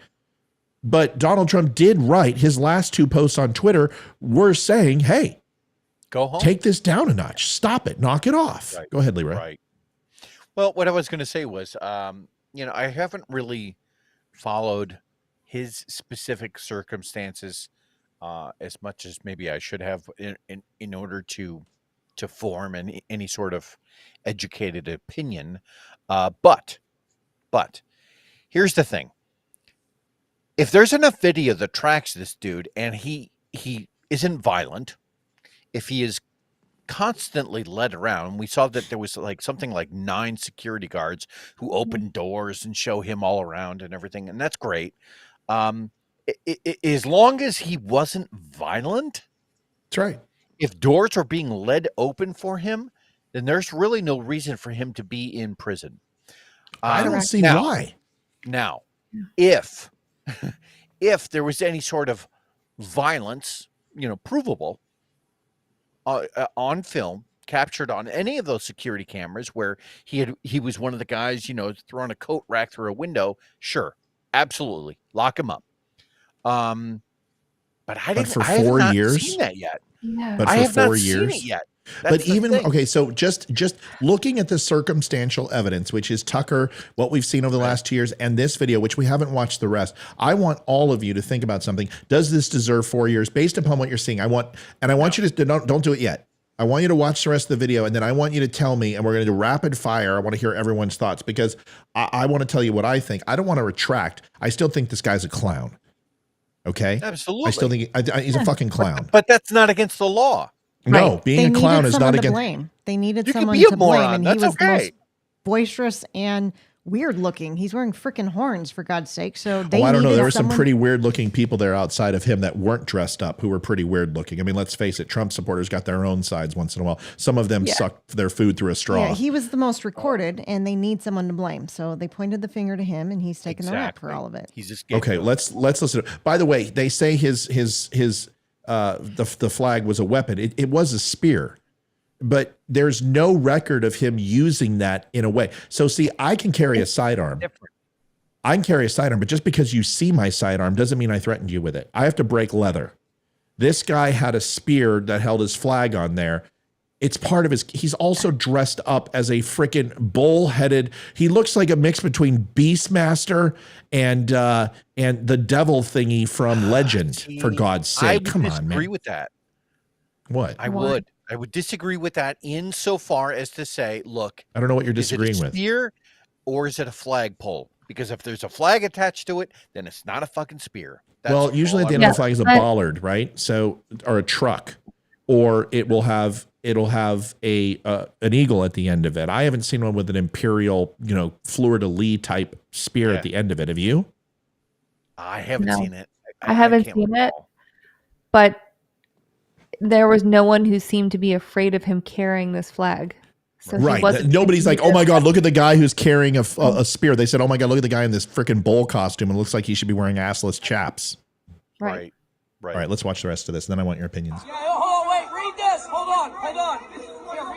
Here, read this. Read it. Donald Trump, quote, I am asking for everyone in the U.S. Capitol to remain peaceful, no violence. Remember, we are the party of law and order. Respect our law enforcement. That's what I was saying. No.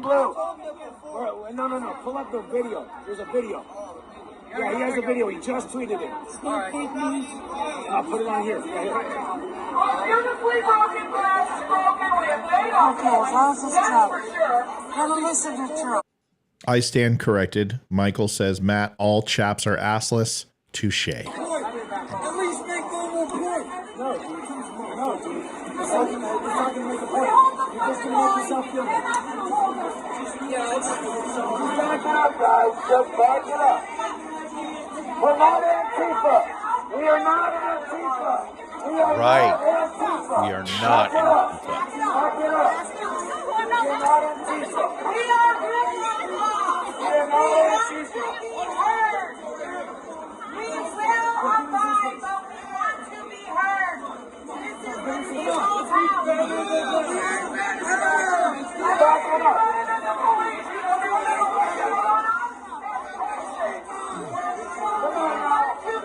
Come on now.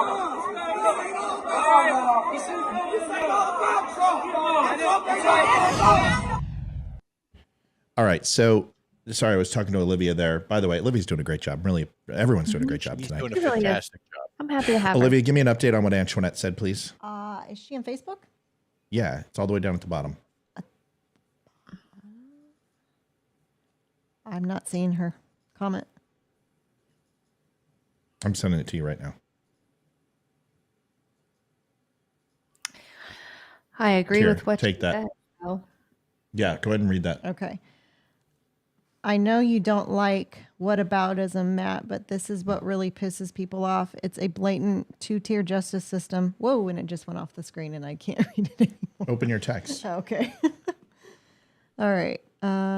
This is what happens when the justice system is politicized. It is, and it's blaringly obvious. Justice is supposed to be blind, but lately it's been laser focused on one side that questions the mainstream ideology. Yeah, I completely agree. I'll just say this. I don't know Jacob's last name because, like most people, lazily I have called him the QAnon Shaman. And when I did my show on him, I used his full name.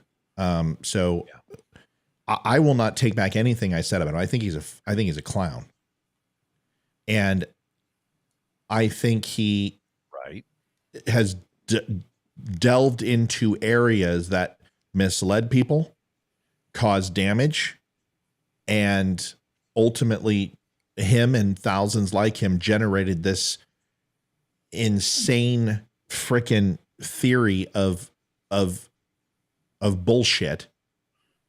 And he's responsible for that. But that doesn't mean he has broken a law. He has every right to say what he wants. He did not incite violence. Everything I saw from him, he was taking photographs with Capitol Police. He gave his phone to the Capitol Police for them to take pictures of him. The guy's a clown. But even clowns have rights. And let's be honest, I'm an asshole a lot of the times, but I have a right to be that way if I choose to be that way. And I'm not breaking any laws doing that. Yep, exactly. This guy has no business being in prison for 4 years. He was a scapegoat. He was looked at like he was the mastermind behind this, when honestly, everything I'm seeing is that this guy was one of the only people who participated with going into the Capitol, who was charged with doing something wrong, that looked like they had a soul, that they had regret, that he didn't like where the things were going, and not to cover his ass, but to simply say, we aren't Antifa. We do respect the law. And the things I'm hearing is someone got shot and people are breaking and storming. This guy wasn't involved in that. This guy was in the anteroom chambers, for God's sakes.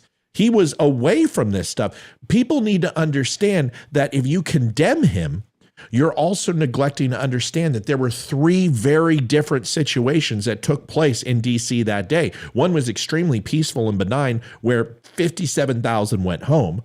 3,000 to 4,000 were climbing all over the place, going into the rooms, walking all over the place. Some were breaking shit. Some were setting off extinguishers.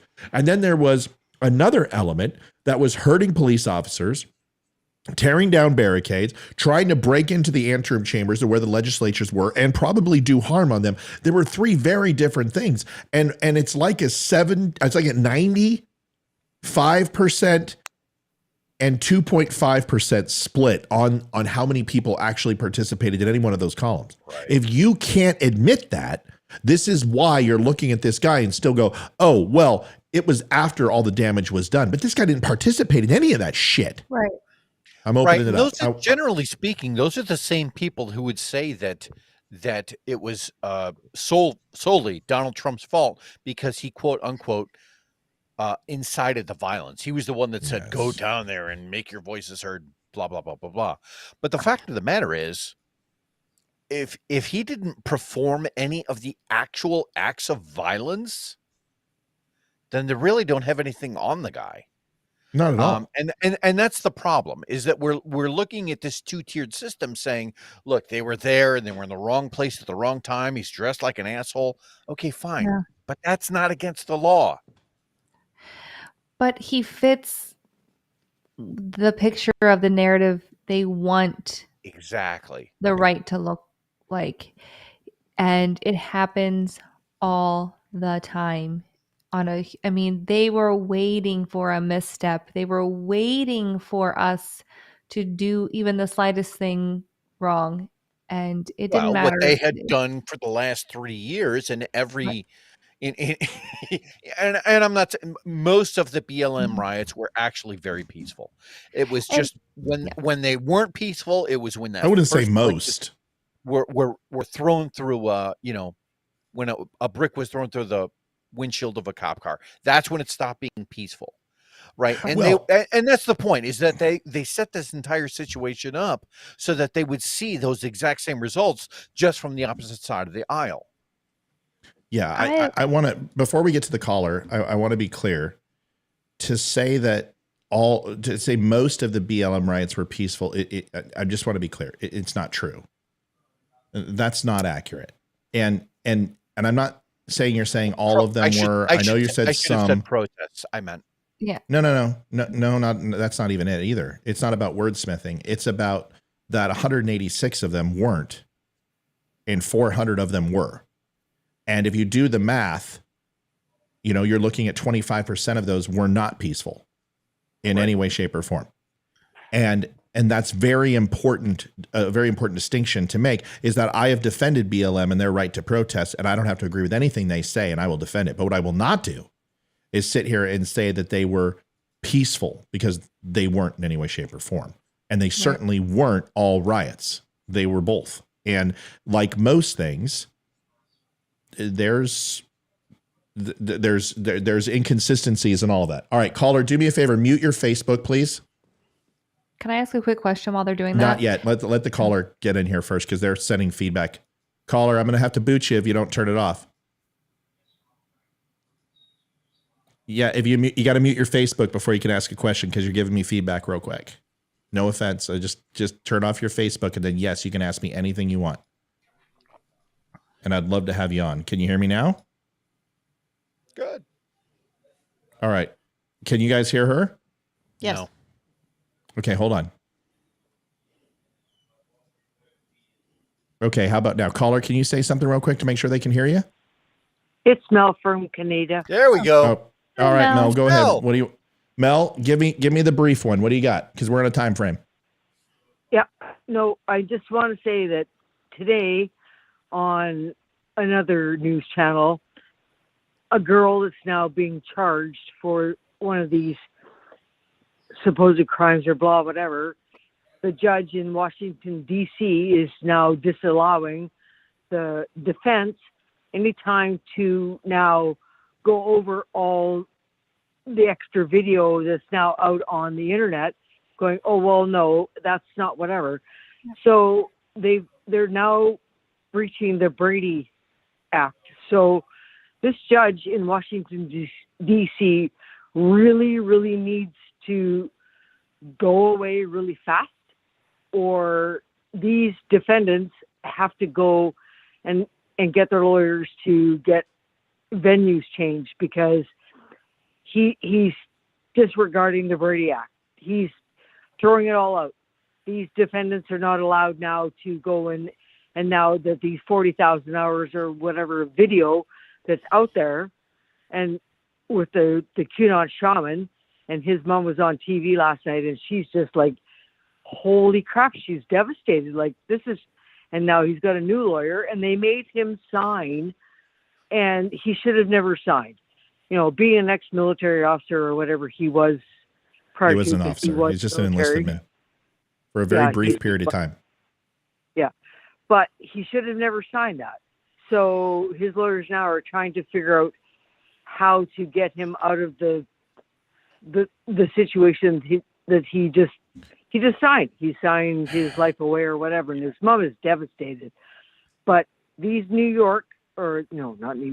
Washington, D.C., that the judge who's now disallowing or time for this now next woman to go and view more of the 40,000 hours of videotape to find a loophole or some expulsory, and they're saying, well, there's 34 minutes, and it may be missing 10 or whatever, 15 seconds. Those 10, 15 seconds might be relevant for her case. So that's all I wanted to say. And just to say that this is what's happening now with this Washington, D.C. Judge for all these people. It's not whatever. So okay, Mel, real quick, Mel, what are you referring to when you say the Brady Act? Are you talking about the 1993 Brady Act, the gun bill? What are you referring to? No, there was the Brady Act. There was, I think you got it mixed up. It's okay. I should have real written quick. all this down earlier. Yeah, Leroy, if you got to go, you got to go. I do. Yeah. I'm Anyways, gonna get going. there- Dummies, See you, I man. love you guys. Mel, I love you. Love you, Leroy. Everyone take care of each other. Bye, Leroy. Appreciate you, Bubba. Talk to you soon. You got it. Thank you, Leroy. Okay, so just if it's a mistake, it's fine. Don't sweat it. If it's a mistake, Mel. I will go and do a little bit and go back to my. Are you notes, talking about whatever. the change? Are you talking about the change in venue in court cases that allows, based upon if a person cannot get a fair trial with a jury of their peers, that ultimately that the change of venue can be requested by the defense and then ultimately submitted to the court to decide for a change of venue? Is that what you're referring to? No. There was a specific thing, and I'm pretty sure it was the Brady whatever. And it was back in the 70s. Are you talking about whatever. when Ronald Reagan? Okay, when Ronald Reagan was shot, Brady was also shot. The Brady bill came out. It was in regards to long rifles and semi-automatic weapons and fully automatic weapons in regards to the banning of those weapons. Is that that's a gun bill? I can tell you really quick. This has to. Amy, go ahead. Hold on, Mel. Hold on. Amy's got it. Amy, go ahead. I don't know the name of the act or the bill, but when a plaintiff files a complaint, they basically get precedence, even if the defendant can submit discovery or evidence to show that the plaintiff is also guilty of the same crime or worse. If it doesn't mitigate their own guilt, it's a moot point essentially. I know this. It sounds like it's the Patriot Act. Why? No, that's not the Patriot Act. No, don't repeat chat. No, if you do that, you're going to be wrong on everything.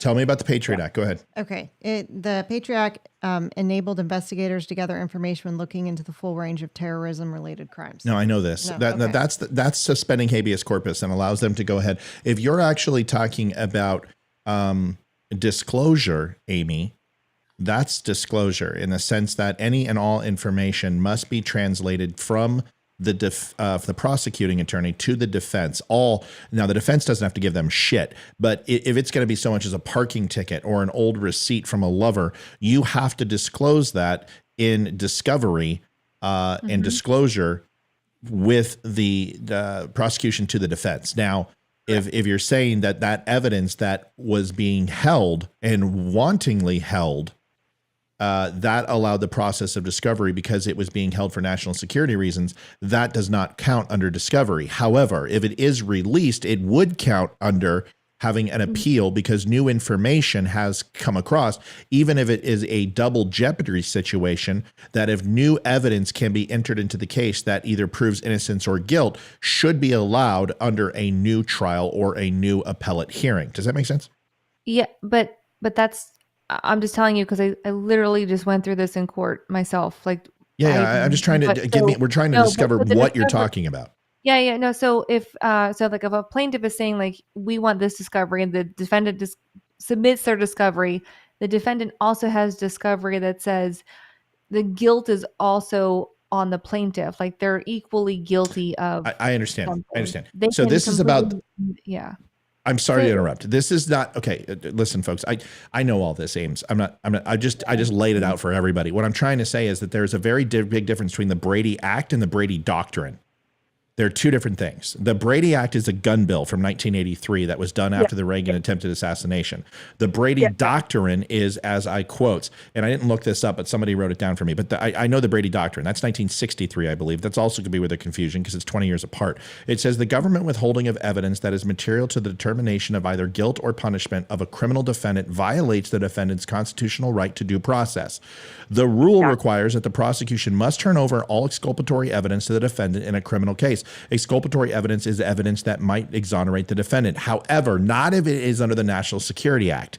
You guys need to understand, if it's under the National Security Act, in no way, shape, or form is the government responsible for releasing that to the general public. However, during discovery, there would have to be a closed-door chamber with the judge, with the prosecution, and the defense where that would be discovered and brought into the case. At that point, the judge has the right, and the defense has a right to claim a mistrial. That information would change to a national security hearing, which is completely different and completely a different set of laws. So the Brady Doctrine, you are right. Now that it's released and it's in the open, they have absolute right to retry the case, and they can go ahead and file an appeal immediately based upon that information if they can go to the judge. Now, the judge has the right to say no. This is the problem. Now, instead of changing venue, they can actually go above and go to the district court and file an appeal. And that is what's going to have to happen. And eventually, it would go to the Supreme Court to decide. This is the semantics of law. Okay? Anybody want to challenge what I just said, or do we all agree?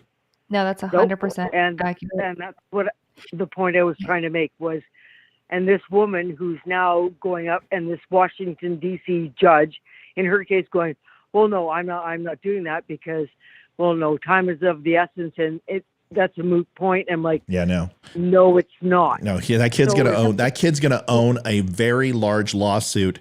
But here's the problem. But if she wants to stalwart this, it's going to go to the district court. It's not going to be on the district court's docket until late August or September, and then it'll be put into the first and second quarter of 2024. Then now he's got 2 years left. Then they're going to deny it because it's a district court of the East Coast, and we all know that it's going to be predominantly liberal. Then it's going to go to the Supreme Court. Supreme Court's not going to hear it for another year into session, and by that time he's going to be out on good behavior. The whole point is that what they need to do is they need to crowdsource this. They need to get a GoFundMe behind this. They need to get a movement and a hashtag going for this guy and Donald Trump needs to put his name on his lips and say, I need all the supporters to get in and let's get this guy the money. Put enough political pressure that this judge changes venue, and then they go ahead and see the new evidence and ultimately decide from there. It doesn't matter. If this was a life sentence, this would be a super big deal. It's 4 years. They're going to cut him out in good behavior anyway shortly. Let's be honest.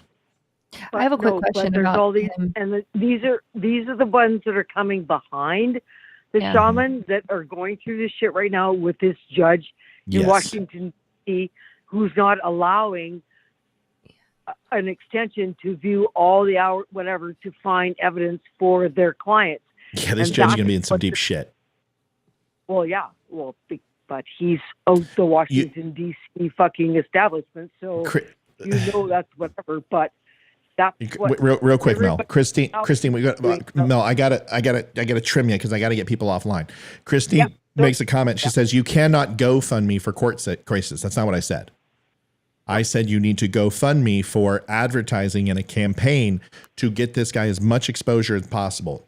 Get him on, get his mother on talk shows, get his mother on my show, do Facebook ads like they did for Kyle Rittenhouse, where it said, give us $10, $5 in the, the GoFundMe for Rittenhouse for his civil defense, which they can do. So they can raise money in the effort of civil defense and still use it for advertising and everything else. It doesn't have to be directly for his court case. I want to make sure everyone's on the same page. Okay. Right. No. And you're totally 1000% right. But I just wanted to throw that out there, that this is the kind of shit that's now coming out after the one video. And that's what I said the other night was it only takes one video to poke a hole in the Dems balloon of all of this crap. It's bullshit. And listen, I'm upset. The Democrats have specifically stated that we are on the wrong side of this. We don't want the truth coming out. They didn't give a shit that video was released.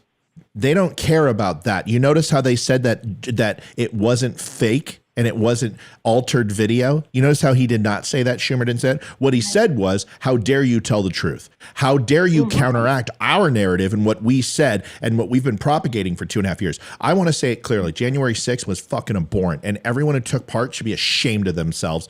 Anyone who went into that Capitol to cause harm or damage should be ashamed. The people who went in and perused the building, they got out of hand, and the 58,000 who went home have nothing to be ashamed of. The people who were on those stairs and what they did to those officers, what they did to Ashley, and going in with the zip ties and the box cutters, those fucking people deserve to be in prison. Period. I don't care. I will fight everybody tooth and nail. But this whole narrative is bullshit. It's been bullshit for 2 fucking years. And it's about time that the truth comes out. Just like Russian collusion, just like P tapes, just like FISA warrants, just like Iran-Contra, just like why we went into Iraq. The government is now lying to us. And the difference is in the 1950s and 60s and 70s, they needed to, because the amount of information, they could control the story. They can't control the truth anymore. Just like Apple can't give you a secret fucking phone. Everyone knows what's coming out. The government does not have the ability to keep the truth anymore. Therefore, a level of transparency is needed in order to keep the peace and to stop the division in this country. And until they realize that, this will continue. 1,000%. Yeah, I just wanted to throw that out there about the Brady. Yeah, we love you, Mel. Thanks for chiming in. We're going to get to Jane Fonda. Mel. All right, go ahead, Ames. Thanks, buddy. Bye. Question. Because we often judge the left for the way they look and dress and whatnot. Do we think that this shaman guy, if he was dressed in like a 3-piece suit and was put together, do you think this would be happening to him? Yeah, he wouldn't be there. Right. Oh my God. I don't think there was any Trump supporter down there in a 3-piece suit. I think, red cap and America, red, white, and blue. I don't think looks matter to these people because, trust me, no offense, some of the worst elements of the Democratic Party are some of the most fucking weird looking people I've ever seen in my life. Pardon my French. Right. But to be transparent, it doesn't matter. It doesn't matter what he looks like. He's allowed to be weird. He's allowed to be goofy. He's allowed to be eccentric. What he's not allowed to be is thrown in prison for something that he clearly did not do. Yeah. Period. What they did is that they overreacted to this thing like they should have. The United States government has every right to protect itself. They have a right. The government has to continue on. The government has to continue moving forward. At least that's what we believe based upon our laws and what we've done to empower them to govern. And if we want to change that, we have the ability to, but we have to do it through a legal means. The issue that I take with this whole damn thing is that it was an overreaction to begin with, putting up fences around Washington, stopping and shutting down the media, not allowing people to discuss this in their own way, to allow it to take its course. Can you imagine if they put a blanket over the media after 9/11? How fucking people would have just rioted. I mean, it would have been because people would have been terrified. If they would have shut down the information that we were allowed to share and the tears and the ability for us to process what that would have done. January 6th was not 9/11, but it was very cathartic and palpable during a time that the country had enough shit and lies from the government that they didn't need any more. The government mucked this up as they do with everything. Olivia, your thoughts, Amy, your thoughts, and then we're going to move on. I just want to address a comment really quickly because Chris says, Amy, how does the left look and dress? I didn't say that. I was just saying it occurs. The right often attacks people on the left for how they look and dress, and and the people that are attacked are typically the people who have the wild, crazy hair, who have piercings all in their faces, who put themselves out on the social media like TikTok and whatnot. That's who. That's what I was saying. He was dressed in a fucking bull costume. That's how he was wearing fucking leathers. I mean, what do you want her to say? Yes, she has a very valid point. He dressed like an idiot. So that's what she's talking about. She's not talking about people who are, wearing MAGA hats and stuff like that. Everybody get your freaking panties out of the bunch. I think he was dressed like a complete moron. Who cares? The point is, if he was in a 3-piece suit, would he have been treated with more respect? No, because ultimately the media machine lumped everyone together. They called 71 million Trump supporters terrorists. They called us insurrectionists. Of course, nothing would have mattered how he looked. The fact that he was a Trump supporter was enough. They fired that security guard because he put a MAGA hat on to go ahead and blend in. He's a black officer, for God's sakes.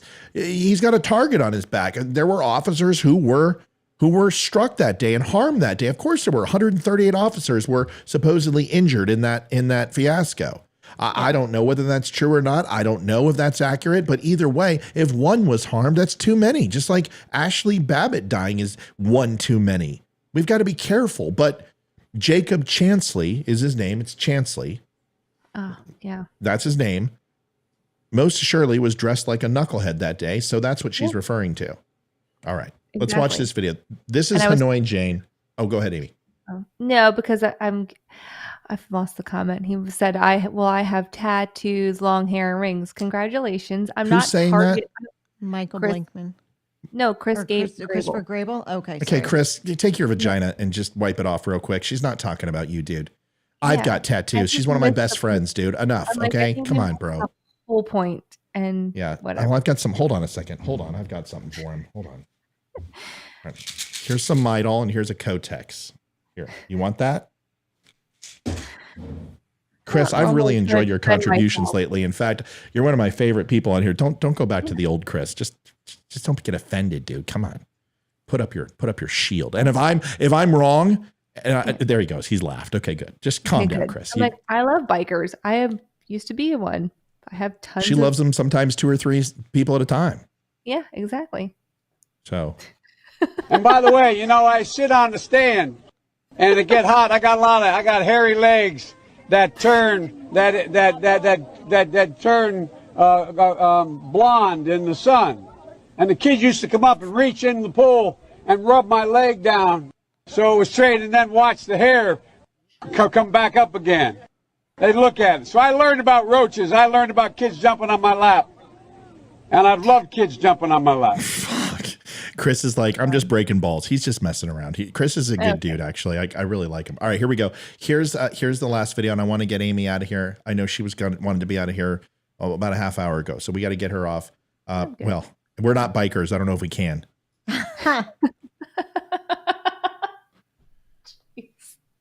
This is Jane Fonda, who has been an activist, and she's a commie pinko socialist prick. Her Ted Turner, her $1 billion husband who owns TNT. Jane Fonda has always been this way. She's always bucked the tiger. She's been tolerable. When she was Hanoi Jane, she apologized and, of course, backpedaled. And I think that makes her a coward. If you do something, you should continue to do it. But they are talking about abortion and about Roe v. Wade. And what frustrates me about this is that she ultimately says, we're not going to follow the law. But I want you to listen very carefully what she says about murder and how fucked up as Hogan's goat this lady is. By the way, she has purple hair. Whatever you're washing your wig, my grandmother, who was 86, was better at washing. You're a multi-billionaire. Do you think maybe you could take your fucking hair out of the spin cycle so it's not purple, Jane? I take like your it. mop. Purple hue. It's very on trend. No, I like it. it's when it's on purpose. It's cute and lovely. When it's because she mixed it with a freaking mahogany sock, that's not okay. Oh, did you like her hair? I can't hear it. If you can That's hear just Jane. That's our little Janie breaking the rules and subverting the law and telling women just murder babies. Oh, that's our little Jane. Oh, these fucking sunny. I can't stand this woman. Fucking looks like a giant banana. I don't know if the listeners can hear, but I can't hear it. Oh, well, let me go back. Sorry, I'm all upset because she's dressed in a Dayglow yellow freaking dress, and I'm just like, all right, here we go. Let's do this again. Here, I'll start it over. This is great. I get to hear Jane Fonda yet again, just what I wanted to do tonight. Thank you. We're not going back. I don't care what the laws are. We're not going back. I think the women will rise up. That's the activist. That's Jane speaking, and she probably will get it. Lily Tomlin's over there. Now, Lily Tomlin's just trying to figure out if anybody put wild turkey in her coffee cup so she can stay sane at this moment because, she needs to look at her face. They're red from here. She's like Winston Churchill and P.T. Barnum combined in a freaking dress. She's had a few toddies already this morning. Why? Because it's 7 a.m. in the morning. She's had to at least have a fifth. So she's just trying to stay relevant, okay? She's just trying to understand where she's at. She's like, are we on top of a skyscraper? Because we're really high up as she looks behind her at the wallpaper. It also looks like half these women can't have children anymore, I'm guessing. Don't do logic. Let's watch the rest of the video and then we can do logic. Nobel Prize. But it's the truth. Very soon. It is the truth. We're not going to do it. Besides marching and protesting, what else do you suggest? Well, it doesn't happen overnight. It's not a... What did she just say? Did she say? Did she say what I think she said? Canceled. Did she? We should make sure that we have no one going to jail for a drug offense. They go directly mandatory prison. What? Let's listen to that again. Listen carefully. Did she say red rum? Red rum. Red rum. Red rum. Well, it doesn't happen overnight. It's not a miraculous. What did you say? Murder. She's kidding. Wait a second. Lily Thomas, what did you say? Did you say wild turkey? I got some in my cup. What? Mama? I heard some. Is that who that? Who there? She's just kidding. Don't say that. That's you don't know. They'll pick up on that and just run with it. Worst. She's just kidding. It's Oh, yeah, they'll just blow it out of proportion. Murder, threatening politicians and anyone who's pro-life. Oh, that's just no big deal. I mean, it's not like she said tiddlywinks or something. It's murder. Oh, come on, please. It's no big deal. They'll overreact. Let me talk to you about. Did you see her face? Now, Olivia didn't get to see it. But when she's saying she's just kidding. Wow, Lily Tomlin had some. Look at her cheeks. That's not rouge, folks. That's like some Stoli vodka. I'm just saying.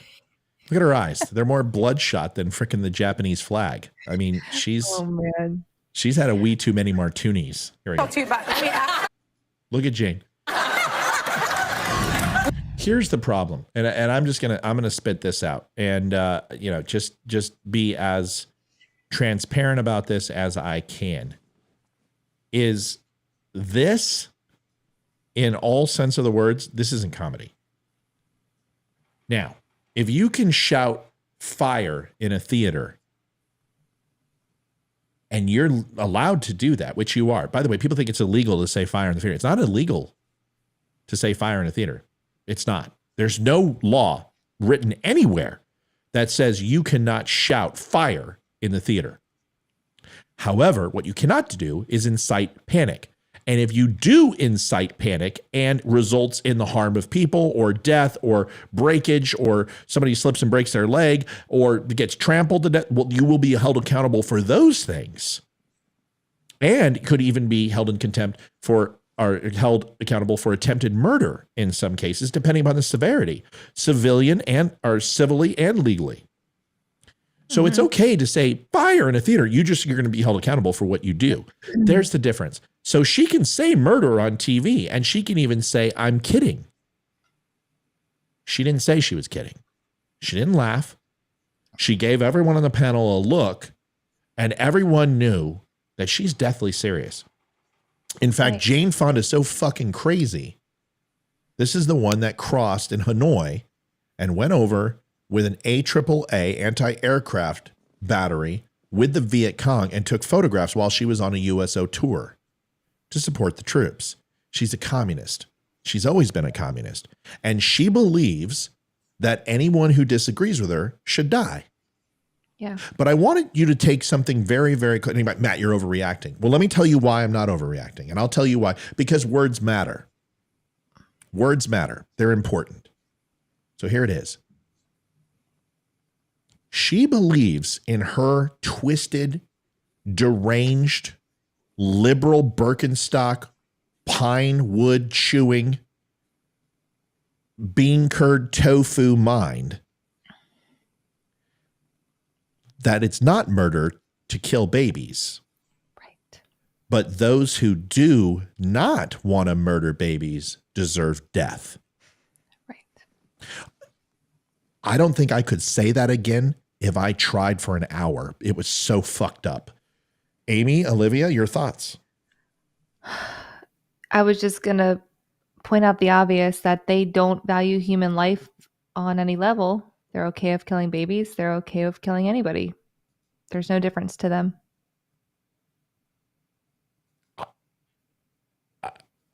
I'm going to assume she's against the death penalty. Oh, that's a great, you know what? You should look that up. Why, let's just kill the innocent babies, but the people who've actually committed murder and horrible crime, look it up. Let's let them go free. Look it up. It's a great point. Does Jane Fonda believe in the death penalty? It's a real simple thing. Just Google it. This is the problem with The View. A View is a site that doesn't necessarily have boundaries based upon distance or illumination or short-sightedness or foresight. And that could be from the Grand Canyon or looking at a very complex issue, a view has no parameters. Then if you want to say a view to a kill, or a view with a horizon, or a view with in low light, sets the parameters of how much you see or you don't see, how much you encapsulate, how much you take in, how much your little iris allows aperture and light to give you the full picture. Jane Fonda specifically said the following: you have a view and you should die for it. Very specifically, very clearly, if you believe in pro-life, you deserve to have someone murder you. Mm-hmm. I hope that every single pro-life legislator on Capitol Hill sends communication to the Secret Service tomorrow. I then hope every single pro-life advocate contacts their police department and seeks a restraining order against Jane Fonda.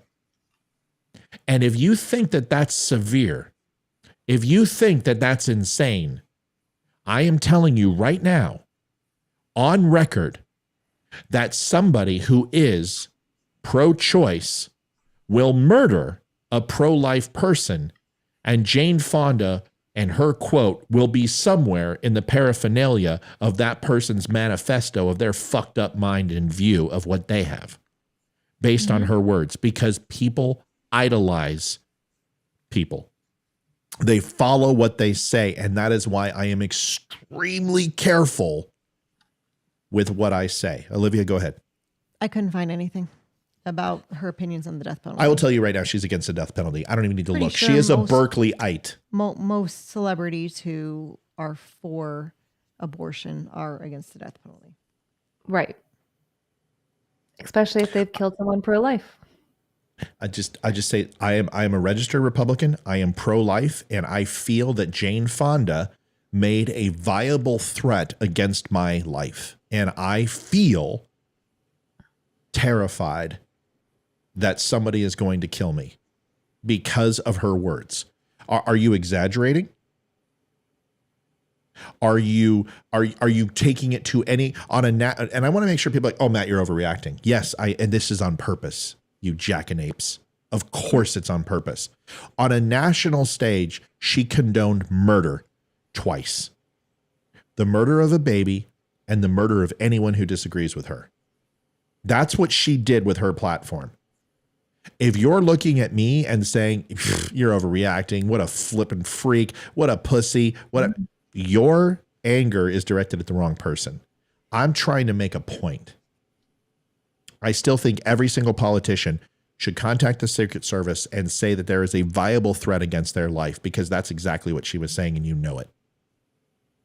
Can she be sued? No, because she can say simply, posthumously, I was kidding. And Right. anyone in their right mind knew I was kidding. And I didn't call for the murder of a specific person. I called for the murder for an ideology or a belief system. That does not go ahead and Innocent subjugate children. you to murder. So she'll get away with it. And she can't be canceled because she's a billionaire. And Ted Turner is her benefactor. And she's bulletproof. She is the part of the elite. Everyone talks about this elite, the cabal, and the Illuminati. This is one of them. They're not an Illuminati. They're not elite. They're not Illuminati or the Trilateral Commission. They're just really fucking rich. And they have donated millions of dollars to the Democratic National Committee. Mel brings up a good point. She says, isn't the Democratic platform words matter? I thought it was.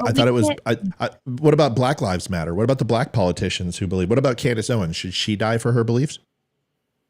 What about Ben Carson? Should he die for his beliefs? Yeah. It's just sad. I don't know.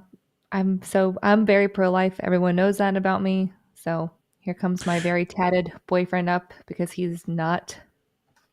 I'm So, good. yeah. Thank you. I'm good. Sorry. You've got to go. You've got to go. Oh, no. Go, and we're going to wrap it up right now. So tell Jay we're almost done. Listen, real quick. Jane Fonda and Ted Turner very well may be divorced. It doesn't mean she doesn't have half his money. So, and it doesn't mean that she's not still in that mindset. If she did not just prove who she is, and she has zero fucks to give, she has zero fucks to give. Because I'm telling you right now, if I would have said what she said, I would be banned from Facebook, I would be banned from YouTube, and banned from Instagram. I would have 2 channels left. I'm letting you know. There would be no question. There would be no comment. Why do you think that live video came down from last night? Because I made a comment about At War Clandestine that I had to take out because I made a threat. And I was smart enough to take it down. But you have to understand, y'all. I'll be done in a minute. Words matter. And she's on a national stage speaking to what? 2.6 million? That's what the View. I can't believe 2.6 million people watch The View. But that is a threat. And it needs to be taken seriously. Go ahead, Liv. Judy just made a comment and says, sorry, Amy, but there's a difference to them between abortion and murder. Abortion is a health choice and murder is the death of a person. How is it healthy? How is it healthy for the baby to terminate the life of a baby? Well, I can see where Judy's making a comment of that's what Democrats and people who are pro-abortion, that's what they believe. They don't believe that it's murder. They believe that it's the mother's choice and it's a health choice. Yeah, and here's your talking. Death of a person. You're just removing some cells that you didn't want in your body anymore. It's kind of like cancer, right? You just want to get it removed. Here's your talking point. Here's your talking point. It's simply what I just said. How is it in the baby's best interest for their health to be ripped apart and vacuumed out of a uterus because they don't believe that the baby is a person yet. They don't have to. It doesn't matter. Then that's an argument that we can have. Then when does life begin? See, Democrats can't win this argument because there is a moral argument and then there is the rest of it. Go ahead, Amy. You're going to have to delete this part of the show. What if that baby was a trans I can't do that. I cannot delete a part of the show. You can't say it. Don't say it. I don't say that. Text it to him. They already know what you're going to say. So you can't, I can't delete anything out of these shows. You can't just say that, but you know what? You can say that. You know what? You can say that. What if you knew that baby was, you could make examples like this. What if that baby was going to be the next leader of the NAACP? What if that was going to be one of the most prominent black athletes in U.S. history? What if it was going to be a trans baby that was going to bring transgenderism to a level that was acceptable on all fronts based upon their ability to have dialogue and rhetoric? Those are good questions. You can say that. You just can't say that one statement and single out that one group of people. I was going to give the examples like that. I was going to say, what about give similar things to that. So for sure. That was my point though. What if those babies, we don't know because we've murdered so many innocent children. And maybe half of them probably would have been serial killers and the other half would have been great. We don't know. We'll never know. Paul Rivera says, Matt, this would be a topic we would disagree. Mad respect, brother. That's fine. Paul, that's fine. But what do we disagree on? You see, I love when people disagree, but what do we disagree on? That human life is sacred?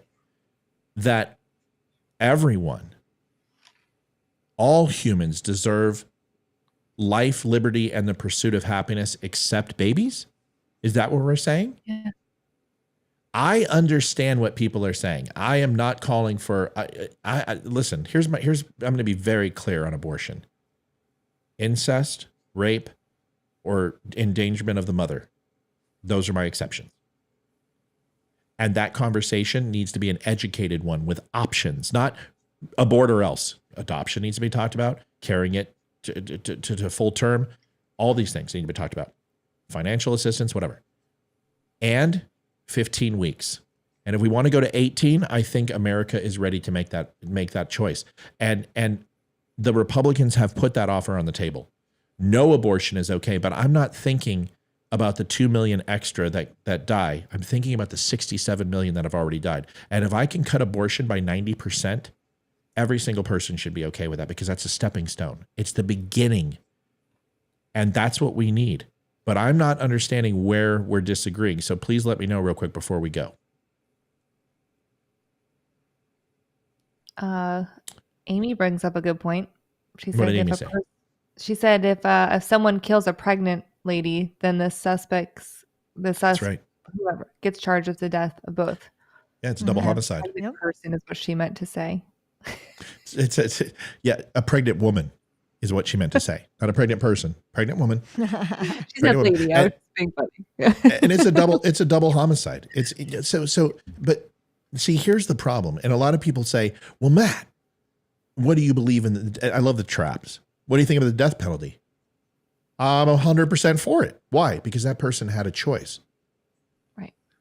That person had a choice. They've already lived their life, and they chose to take, let's face it, take someone else's life or do something so insurmountably horrible to somebody that their life is forfeit. Rape is one of those things. I'm fine with it. I'm fine with the death penalty.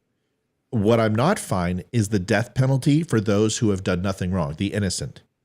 And you should care about that too. We have already made this is the problem with liberals. We have already made the concession: rape, incest, harm of the mother, or 15 weeks. We've already made that concession. The liberals have said no. You want unfettered, unrestrained control to murder a child. And we are saying, fuck no. And guess what? The Supreme Court, the highest law in the land, agrees with us. It's up to the states. And if you don't like it, move. Yeah. There's always like golly, it's just sad. I don't know. I can't imagine. I didn't know with my first pregnancy, it was my first pregnancy. I didn't have anything to compare it to. I had no idea I was pregnant. I did things that I shouldn't have been doing in the first couple weeks.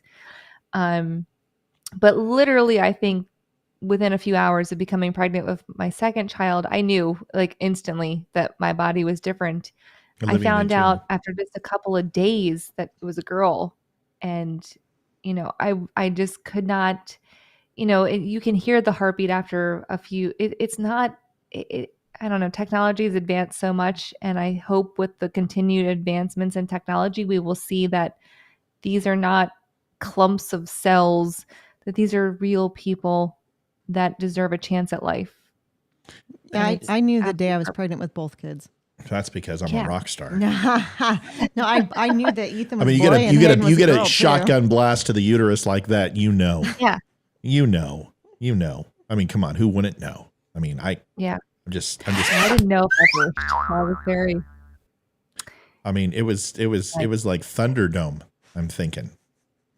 Yeah. So, I mean, it was and I remember, but I will say this too. I had a doctor who was also very religious, and I remember him saying like, you need to get these tests done. And I was like, to me, it didn't matter. I was like, tests or not, like, I'm not going to ever choose to have an abortion. Even if you give me some terminal, horrible outcome, I won't do it.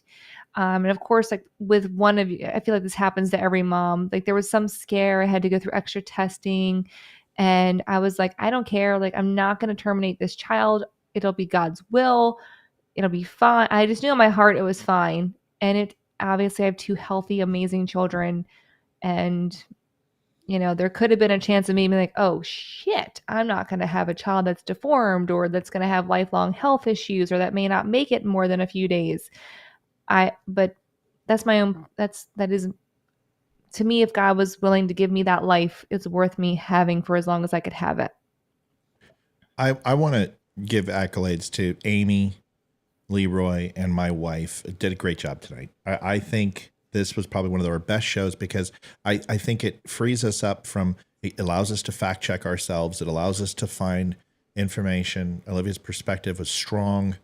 It brings us closer together because we get to spend time together. I just wanted to give both of you massive kudos for that. That's all. Thanks, except for the kids and the pet sitting right outside the door staring at me. But well, yeah, and getting the QAnon Shaman's name wrong. He's spending 4 years in jail. You think you could have got that right? I looked it up. That's what it said. Yeah, well, that's your problem. You look it up, but you didn't go fully into looking it up, right? There's asked one of the worst people to do Google searches. You're going to learn. And you're going to learn. Okay, enough of this. We're not doing this online. Horrible. You're doing fine. Somebody said, Matt, abortion shouldn't be birth control. Right. Listen to me. And listen to me really close. Life is too precious for semantics. They are killing at a rate that needs to slow down even more. It's went down, but it's went down in the sense of the ways to do it with the after pill and everything else skew the numbers. Yeah. Fetuses are still dying at a rapid rate. Let's not kid ourselves. If we can slow that down by 90%, is that better than just saying, well, it should be zero? Listen, we've tried this. We've been doing this for 70 years. We have won a major step by bringing it back to the states. Now we need to change the conversation, one from convenience to efficacy. And if we can change the dialogue just for them to openly understand that there needs to be a limit, then that completely changes the conversation. Now, I want you to listen to me. I want you to hear me, because I'm not a closet leftist, because I make you feel icky with your belief system, because that's my job. It's a Don't Unfriend Me show. It's designed to make you question your belief structure. If we go to the liberals and we say, hey, we want you to go ahead and limit it to 15 weeks. We want to give you the big 3. That's still going to allow you to, if somebody gets harmed, or if there's somebody who makes a bad mistake, or birth control fails, or the condom breaks, and you've done everything right, you're not going to be held accountable to this, even though we're going to give you that much. Even though it goes against everything we believe, we're going to give you that much, right? Which is what Republicans are putting forward. And they say, fine. You want us to put limits on it? We agree. We want 30-round magazines gone. We want 10-round magazines. You make that accommodation, and you can save 90% of the terminated births in America today. Would you do it? Yeah. Take that question. Take that question and think about that tonight before you say, fuck no. Fuck no, we're not moving an inch. And now you know the dilemma of a two-party system and being ideologically entrenched and not willing to negotiate. And not willing to negotiate has created these problems that we're in right now. Now, are you fucking kidding me? I believe we should have 100-round drums in every weapon in America. Okay? I believe we should have fully automatic weapons if we want them. Good night, buddy. But guess what? If you want change, you're going to have to trade ponies in Washington, D.C. Maybe the Second Amendment, maybe abortion are ones that we never truly win. And we never move because we're so entrenched. But I'm just letting you know, I want you to think about that. And you're like, no way, I won't move. And they're like, no way, I won't move. Well, now you understand how Democrats feel about abortion. It's their 30-round mags. And I hate to say that. You're like, Matt, one's an immaterial object. One's life. The difference between a 10-round mag with an ejector port that doesn't have a safety switch, it's fucking life and death. It's life and death for someone who's trying to defend themselves. Having a semi-automatic weapon versus a manual pump or a single action is life and death in most cases. So don't sit here and tell me that a firearm is not life, because it is. It protects 1.5 million felonies, non-violent felonies a year, and over 600,000 violent felonies a year. They save more than they take away by far. Do not tell me firearm isn't about life, because it is. I think it's a good comparison, because Republicans, the Second Amendment is one of our biggest things that we want to protect. And Democrats, abortion is one of their biggest things they want to protect. So comparing the two makes us open our eyes to their point on abortion. They need to now open their eyes on our point of the Second Amendment. I agree. Listen, here's the thing, and I'll end this. Banning one bullet doesn't save a baby, and keeping one bullet doesn't save a baby. The only thing that's going to do that is heart. Is for the Democrats to realize that they are not diametrically opposed and that it's not a zero-sum game. They're not mutually exclusive either. You can change abortion legislation and still fight the fight for some form of gun control that you're looking for. But the thing is this, and I'm gonna end on this. 1,300 pieces of legislation currently in Washington, D.C. with the word gun in them. 26,000 pieces of legislation over the last 40 years have been proposed with the word gun in it. And I want you to go ahead and I want all of you to do your homework and find out how many words baby and fetus have been put in any legislation over the last 70 years. You let me know. And when your jaw hits the fucking floor, then we'll have the gun conversation. Let's put some legislation with baby and fetus in it, then we can talk about guns. It's the most regulated amendment that we have by far. There's nothing even remotely close to how much we regulate guns. Nothing even close. There's over 183 current laws across the United States of America based upon guns that are synonymous with each state. When you regulate abortion like you regulate guns, then we'll have a conversation on more regulation on guns. Until then, stop fucking killing babies. Folks, my name is Matthew Spear. I'm the host of Don't Unfriend Me. Thanks for being on tonight. I had a blast. I had a fun. Amy gets her last 35 to 45 to 60 seconds. Then we'll give it to Olivia, and we'll wrap it up and go home. Amy, you got anything for us? I have not that much to say. I just want to say it was great to be here. It was a great show. I appreciate everyone joining us this evening. Olivia, I love having you on. And someone else did say you have a great voice. Totally agree. So you should come on. You have a great face too. So you should come on. Just saying. That's it. Love you guys. Thank you. That's it. Somebody said, hey, it sounds like a podcast. And that was our goal, is to, like the Dan Bongino podcast, is to have that voice just come out of nowhere. It adds some intrigue. It adds some mystery to the show. I think it's fantastic. Wait, totally real quick. Susan's, you can go. Hey, Amy, you got to go. Get out of here. We love you. Bye. Bye, Amy. Love you guys. Or you can stay. I gotta go. Yep, you got to go. No, Bye. I'm gonna go. I gotta go. Love you guys. Good night. See ya later. Susan says, women should be in charge of their own bodies, not even one man, let alone for political agenda. It's truly about caring. What about the thousands upon thousands in foster care? You want to make it okay. So let's answer your questions. Okay. Because it's important, and then we're going to go. Okay. I'm going to at least do that. 1 second. Let me open up my window so I can switch it here. While you're doing that, I want to give a shout out to Paul Rivera. I know you were talking to him. Yeah. He is from the same side of Montana I'm from. Oh, I know. Paul's been on the show plenty of times. Yeah. He's across the lake from where I grew up. I love the guy. He's amazing. Okay. So women should be in charge of their own bodies, not even one man, let alone for political agenda. First of all, it's not your own body. There's somebody inside of you who is utilizing your body to stay alive. And it's your decision to kill them or not. So if it was just you, I could understand. Second, it takes two to tango. You're not the Virgin Mary. You're not going to walk around and all of a sudden you're going to be pregnant. You're going to participate with somebody else, which is a man. And I'm hoping it's a person you care about. If you're having sex indiscriminately with anyone just because you can, there are things that you can get at the adult toy store that can fulfill that need for you. You certainly don't need to copulate with a man to do that, which avoids the risk of pregnancy completely. But if you do choose to sleep with a man, maybe your choices should be better versus you taking it out on a harmless baby. But that's just my opinion. If it's truly about caring about the thousands upon thousands in foster care, we're not talking about the thousands and thousands in foster care. The reason why there's thousands and thousands in foster care is because the system that we have for the juvenile detention centers and also for adoption in this country are so overregulated, it's almost impossible to adopt a child.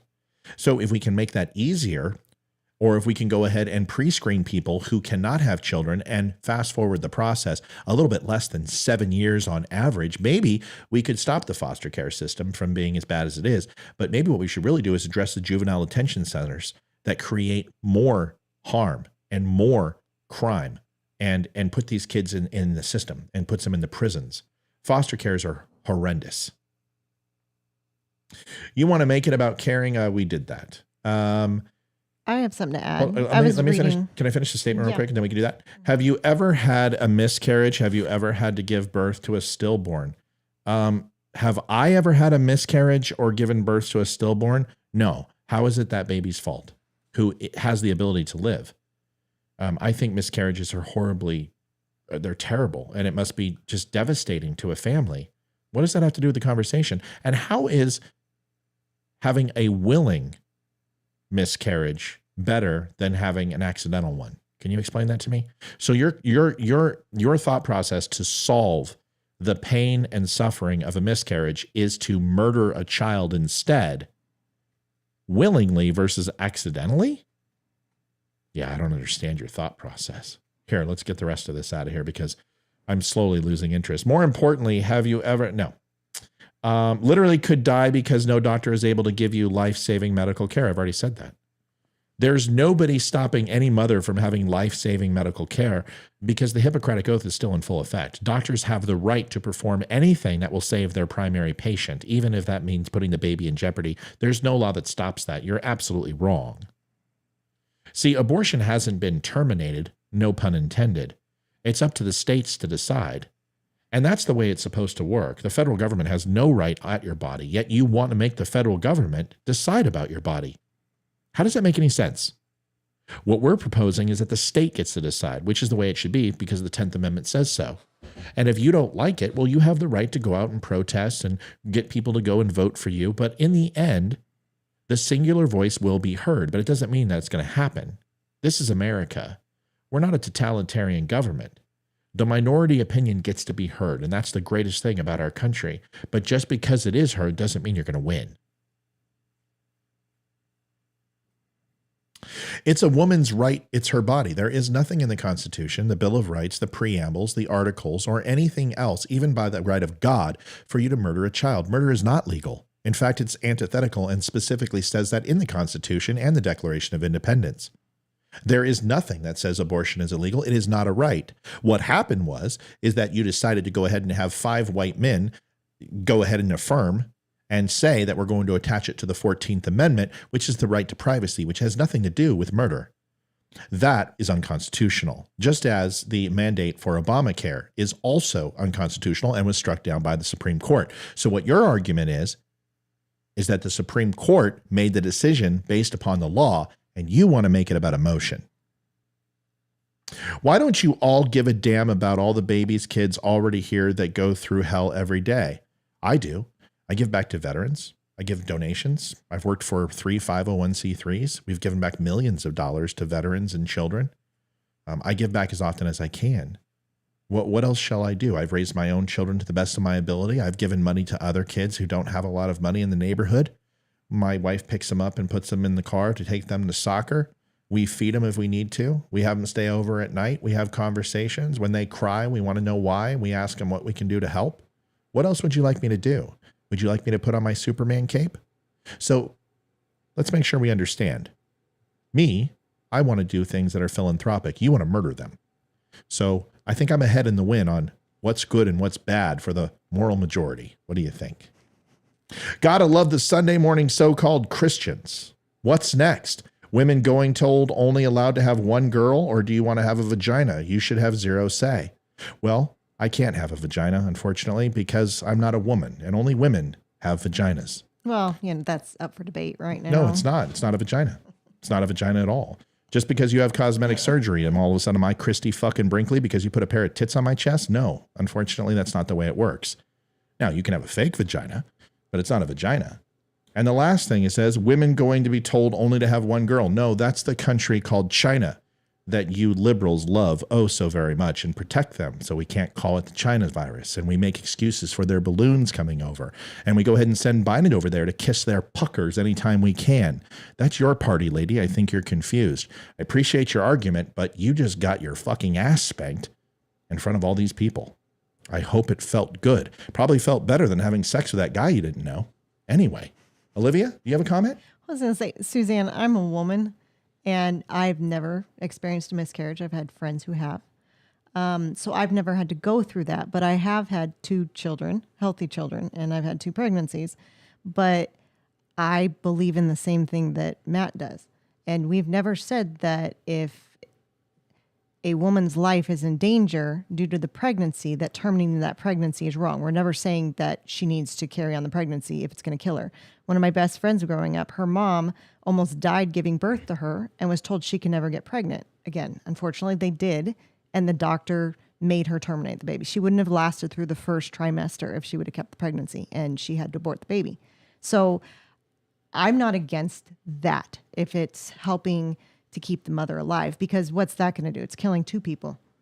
But I don't know. I think your point is invalid, that just because you're not a woman that you don't have any say. I think you have a say because it's their child too. Just because they're not carrying it in their stomachs, does not mean that it is not their child. I don't consider my son and my daughter only my children. They are my husband's children too. He has just every right to them as I do as their parent. Also, Lee Houston, that was an excellent comeback. It takes both to make a baby. With your criterion, no man should ever have to pay child support. Amen, Lee. Amen. That's like the best comeback ever. I spent oh God, what, $70,000, $80,000 in child support? Way too much money. Yeah, I know she has 3 names, but she gets an opinion, right? I just disagree with her opinion vehemently. So let me show you how this works. What was her name? Suzanne. I'm gonna sum it up for you. Okay. You're right. I don't get to decide about that child in your womb. I don't. And you don't get to vote in 2024.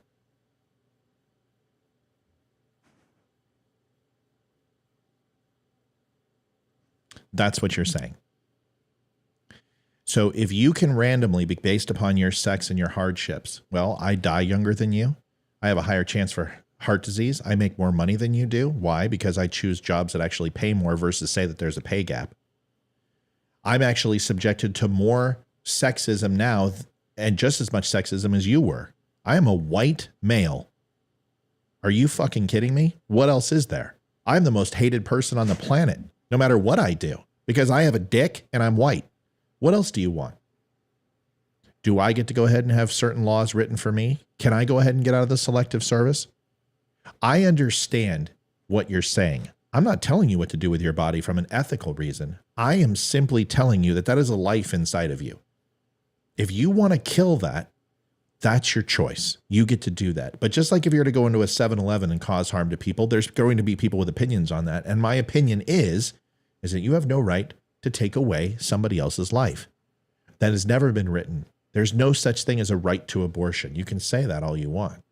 She had another argument that what about all of the unwanted children and all of the kids who suffer daily? Adoption. There are so many people in this country that cannot have children for medical reasons and want to adopt the baby. Adoption. Why are we going overseas to adopt these babies? Adopt the babies that are born here. Don't abort them. Because it's impossible to adopt here. That's why. And it's easier to adopt a baby from China than it is in the United States. That's the truth. Cindy Young says, I don't think men have a say. I know men have a voice in this conversation. Enough with fatherless babies. God created the pay gap according to the Bible. And I'll be honest, there is no pay gap. A pay gap ensues. Okay. A crevasse or a canyon or a causeway is usually naturally made based upon the ebbs and flows of a river, and water chooses the path of least resistance, and it carves its way into the soil and creates canyons and everything else. And it would go ahead and create gaps. But most gaps from this perspective, an income gap or an equity gap or a gap in insurance, is usually tied to some sort of materialistic idiom, a gap in the sidewalk, a gap in the roadway, a gap in the tracks. A pay gap, it doesn't mean that there is a difference based upon some sort of policy or rule that there's disparity between men and women. A pay gap is not a materialistic thing. It simply is the natural progression of water. Men choose tougher jobs. Men go out on crabbing boats. Men go out in oil rigs. Men go ahead and do things that are more blue collar and higher demand. They also work more hours than women. Let's just be honest. They also study things that women don't, because there's only so many gender studies degrees and fucking cooking and artwork that's out, liberal arts that are available. Predominantly men are engineers. They choose the tougher areas in medicine. Not always. And there are plenty of women who are 10 times smarter than men. That's not what I'm saying. But you also have a lot of women who don't work simply because they choose to stay home, which impacts the overall dollar to net gain ratio. It's not a materialistic gap. It's a one based on choices. You could even say it's a spiritual gap or a work ethic gap. But it has nothing to do with men are paid less than women. Because let me tell you something, sister. That law has already been written.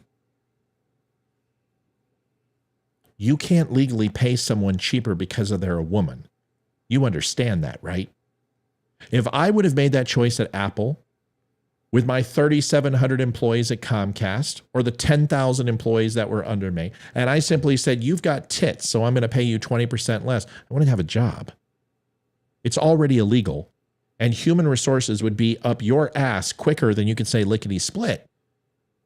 So for you to pretend that women are getting paid less, now you want to talk about sports? Well, that's because baseball, women don't play anymore. They don't do softball.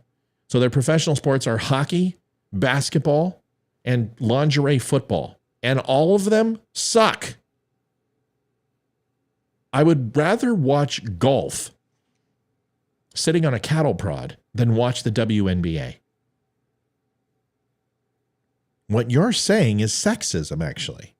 What you're saying is that the men and the women need to be paid equally, even though the men produce 89% of the revenue for that league. So you're saying men need to be paid less and you need to be paid more, which is sexism. I have a thought for the women out there who say there is a pay gap. Have you ever been turned down for a job specifically because you are a female? I'm going to say no, but I can tell you that men have. I can tell you point blank that Matthew was turned down for a job and was told he was turned down for the job because he was a white military veteran male. And not a lesbian. And they wanted lesbians. And that's what they wanted to hire. They interviewed him. They flew him out to a different state to interview him. The reason Utah, why, of all places, Utah. The reason why is they needed to fill a quota that they actually interviewed men for the job.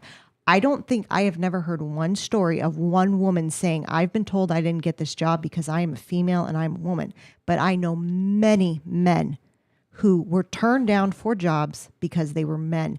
I also know somebody else, another man, who wanted to be a physical therapist. He had straight A's in school. In high school, he graduated at the top of his class, and he went and applied. And because he was told he was white and they had a quota to fill, he didn't get in to the college that he wanted to go to, and he ended up taking a completely different route in his career. That's my barefoot pregnant wife, folks. But still, there's a pay gap, right? Suzanne, whatever. Fuck, I don't care. She has 3 names. She can't decide. I bet your man is a mask. You know what? I'm going to be honest with you, Suzanne. I don't know your husband either. But she's got one. She's got one. That's why she has 3 names. I'll just be honest with you. This is just my opinion. If my wife didn't take my last name, I don't know if I'd care. I don't think I would. But anyone who can't choose one name is either hoping that some long-lost boyfriend finds you on Facebook so you can kind of feel young again, or you don't respect your husband. Because it's a half-assed commitment. Either pick the last name or keep your old one. Why are you doing both? Both come from a place of insecurity. I don't know. It's just not something that I find of value. I'm not saying you have to take your husband's last name. Just leave your old one. Amy, I'm not pregnant. Whoa. I'm not pregnant. Hold on a second. Suzanne says this, you don't know me. Well, you don't know me. You made accusations about me. You don't know me at all, and you said I shouldn't have a say on the birth of my child. You don't know me, and you've never you assume that my wife hasn't went through a miscarriage. You can make assumptions about me, but I can't make assumptions about you. Why? Because you pee sitting down? I don't give a shit that you're a woman. This is called equality. This is what you want. I had somebody say, you took off on a woman the other night. What do you get off on beating up women? No, I don't get off on beating up women as much as I do puny ass pussy men. If you can't handle a conversation and have us disagree, well, then why are you here? I respect your right to do whatever you want. Your right ends when it transcends God-given and natural rights, which is the right to life. We all agree on that, right? That everyone has a right to live. I'm sure even though you're a liberal, you can agree with that. Now, to finish, and seeing all the kids that are in foster care and aren't do crimes, etc. I didn't say all of them were in crimes. I said we need to do better with the amount of kids who leave foster care who then go into a life of crime. So yes, I have. In fact, my next door neighbor, she fostered 16 children. 16. I grew up with all of them. And most of them were very good, well-behaved, well-adulterated kids. What's your point? So because does that give me more value that I understand the foster care system? Is it my number one topic of choice? No. But what I can tell you is that I understand that a lot of crime comes out of people who are fostered without a matriarch and a patriarch. You know, the whole structure that you try to destroy every single day, and you've done it in the inner cities with your democratic policies. Kill the matriarch and the patriarch. Why? Because it's sexist and toxically masculine, right? When I disagree, I think that anyone should have a matriarch, patriarch, or a matriarch, patriarch lifestyle. In fact, I know many lesbian couples and gay couples who have raised amazing children, and we have taken some of our ability to raise kids from gay and lesbian couples because they've done such an amazing job. I don't understand your points. I think they're extremely short-sighted. You sure are opinionated, and so are you, fucking lady. Yet anyone who doesn't agree with you is automatically wrong. No, you're wrong because you don't have the ability to argue your point. You notice how everything you did was very emotional? There was no counters. Make a counterpoint. I'm not right or wrong. This is a conversation. We'll let the audience decide that. When you go into your corner and huddle up with yourself and you get a little tear because somebody owns you on the internet, that will decide who wins and loses. Because in this conversation, the only person that loses is the baby. Because no matter what you and I say tonight or how much we exchange, either way, it's not going to save one life. The only person who gets harmed at the end of this conversation are babies, because they're still going to be murdered at a horrible rate and a horrible clip. I don't blame you for that. Why do you blame me? Suzanne, call the show.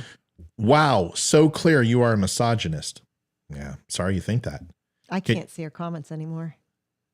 Does she block you? She may have, because I can't see any of them. But see, that's the difference, is you block conversations and I continue to have them. What makes me a misogynist? Please be specific. Please tell me. Because I don't agree with murdering children, including female children. I'm a misogynist. You sound like the misogynist. You want to kill men and women indiscriminately, or boys and girls indiscriminately. That sounds pretty fucking misogynistic to me. I don't have any say. You would not get pregnant if you did not have sex with a man. You still need a man's sperm put in your egg to get pregnant, or you would not be pregnant. End of story. Yeah, she should call in. Ryan says we just execute those kids in foster care. Well, that's a good question, right? What should we do with all those kids in foster care? When they become inconvenient enough, should we just do what? Because that's what you're saying. See, the difference, Suzanne, between you and I is there's only one thing that'll break this conversation down. And it's a simple question. And I've done it 1,000,000 times with 1,000,000 people. I've even told you that I think some forms of abortion need to remain. But that doesn't, you want full access. You want full control over another human life. The simple question is this, and if you can answer this, you and I can maybe get to some accord. When does human life begin? And that is the question that you cannot answer. Republicans and pro-life people have at conception. What is your answer? When does life begin? And please tell me, what are the qualifications for life? And once you can do that, we can have a conversation. Until that, I don't need to know anything else about you. You say you're the party that believes in science. Well, science me that. When does life begin? That would be a wonderful answer that no liberal has ever answered and will never answer, because any answer removes control and power. And we know that liberals never do that. Folks, that's it for my show tonight. Tag team tonight. I missed it. Busy getting ready to sell our business at local markets. Well, Jared, you can come on back and you can watch the whole thing. I can't believe I got called a misogynist. Olivia, can you believe I got called a misogynist? It wasn't the first time. but why am I a misogynist? Because you're not. It's just there They're one-sided, they're closed opinion, and anything that differs from what they believe in is wrong. And I've described them like this before. They are schoolyard bullies. They're going to call you names because they don't like you. I don't care about that. They're going to But put you down I think she really believes but- I'm a misogynist. And it's like, you see, here's the thing. Women with all, and here's the other thing, lady, 63% of my audience is female. If I was a misogynist, you think that number would go down? If he was a misogynist, why would I be on his show? And why would he value my opinion and Amy's? Why don't you shut up for a second and let me talk? Let me go cook you that pot pie. Go cook me my pot pie. Hey, are my beers cold yet? Because I don't see them getting any colder with you sitting in here. So 63% of my listenership is female. It keeps going up. It doesn't go down. And I think most women appreciate a man. Now, I'm not the manliest of men. I'm not the strongest of men. I'm not the best I'm not the best looking of men. I'm not the smartest. I'm not the longest. But I'm a man. At least what the definition of what a man is. Now, does that make me better than other people who share the same gender that I do? No. Because there's all different types of men. There's effeminate males. There's uneducated males. There's different colored males. Different size girth. Some people are hung like a coffee can and other people are hung like a pool noodle. We all have differences. And there's no perfect male out there. There's some who are thinner. There's some who are thicker. There's some who are stronger. There's some who are weaker. It doesn't matter. Because there is no perfect male except for who you are. Because ultimately that's all you own is you.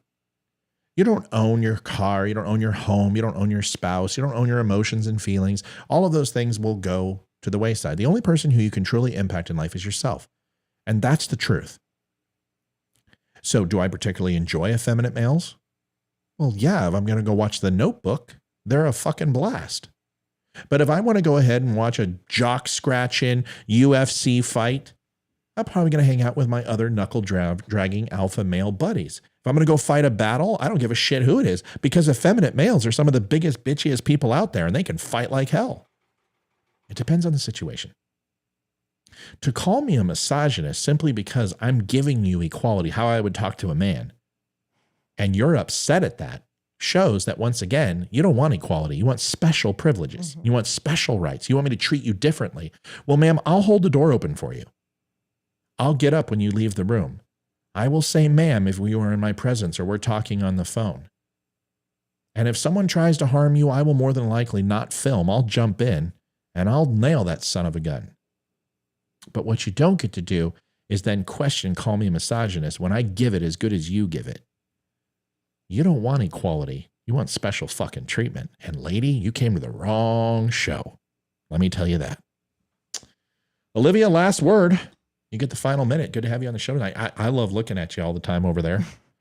And I just can't wait to eat a pot pie on my tummy while I watch TV tonight. And drink those beers. Drink those beers that I don't drink. What did you think about the show? It was your first time on the show, really. You did great. I think you killed it. What did you think? It was good. It was fun. That's it? Yeah. It was, I don't know. It's totally different from the podcast because totally different topics. And I'm not nearly as educated on these topics as I was on the other ones. So politics aren't exactly my wheelhouse, but. It's interesting. Renee says, you're letting her live in your head. Don't let her do that to you. No, Renee, you need to understand something. This is by choice. I engage with my audience for a reason. I'm the only one that really does it. I don't know anyone else. Can anyone else tell me another podcast, conservative show, who openly talks to their audience as much as we talk? I can't think. So she's not in my head. Let me tell you how long Suzanne is going to live in my head. I'm going to be very descriptive here. So Renee, here it is. I'm going to get up and I'm going to stretch. Get those kinks out of the old muscles, and pop my knuckles and flex a little bit. I'm going to stand up and we're going to go walk in the living room. My wife's going to give me a look. I'm going to come up behind her. I'm going to kiss her neck And we're probably going to get halfway up the stairs until our clothes are off, and then we're going to have some great sex. And I'm not going to think about Suzanne at all. Nope. Sorry. Not at all. Not once. So she's not in my head. She's on my show, and she deserves respect because she engaged me in a conversation. No matter how short-sighted and naive she actually is, I'm going to engage with her right back. So I have these conversations so people don't live in my head. I'm going to be the longest living guy in the world because I'm not going to have a heart attack because I just let this shit out now. So I appreciate your concern, but it wouldn't be much of a show if I didn't actually engage with people. Folks, that's it for me tonight. Thank you for watching the show. I appreciate it. Mike says the pattern is full. Thanks for all the compliments, guys. Appreciate it. You got compliments? I got called a chauvinist. You got compliments? What did they compliment you about? They said I had a good voice. Sexism. They enjoyed me on the Sexism. show. See, it is sexism. They want me to come back. Sexism. One person said it was better with me on it. It's always better with Livy on it. I will tell I'll tell you that. Oh my gosh. All right, folks. Let's wrap it up. I want to show you two things. Maybe. Hold on. Stay here. This special guest, Ryan Weaver, is going to be on the show on Thursday. He's a big country star. He's also a veteran. He flew Blackhawks in the military. He's seen some action, lost a brother. Very interesting guy. He's also extremely opinionated. You'll love his stuff. And Lucretia Hughes interacts as much. All right, cool, Darren. There weren't a lot of them. Oops, somebody called in. Hold on. Oh. All right, caller, what do you want to talk about?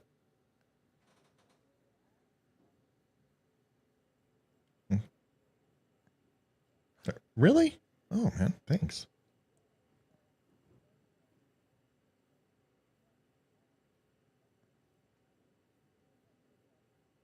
Mm-hmm.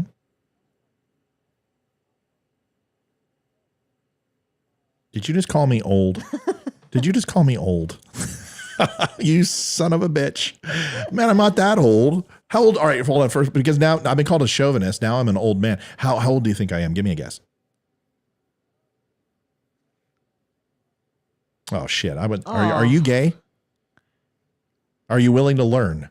You're his favorite person. I know. Now. Yeah, but if you're willing to learn, we can cuddle because that 35, 40, I'm actually 49. No, you got like 3 weeks. Yeah, I'm almost 50. But anyway, all right. So keep telling me how great the show is. Go ahead. Red Dawn.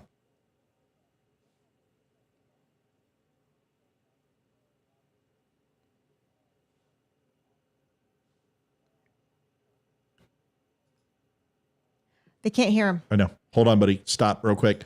I'm not broadcasting you. Hold on. I forgot to turn on the audio, and I want to make sure everyone can hear you. Hold on.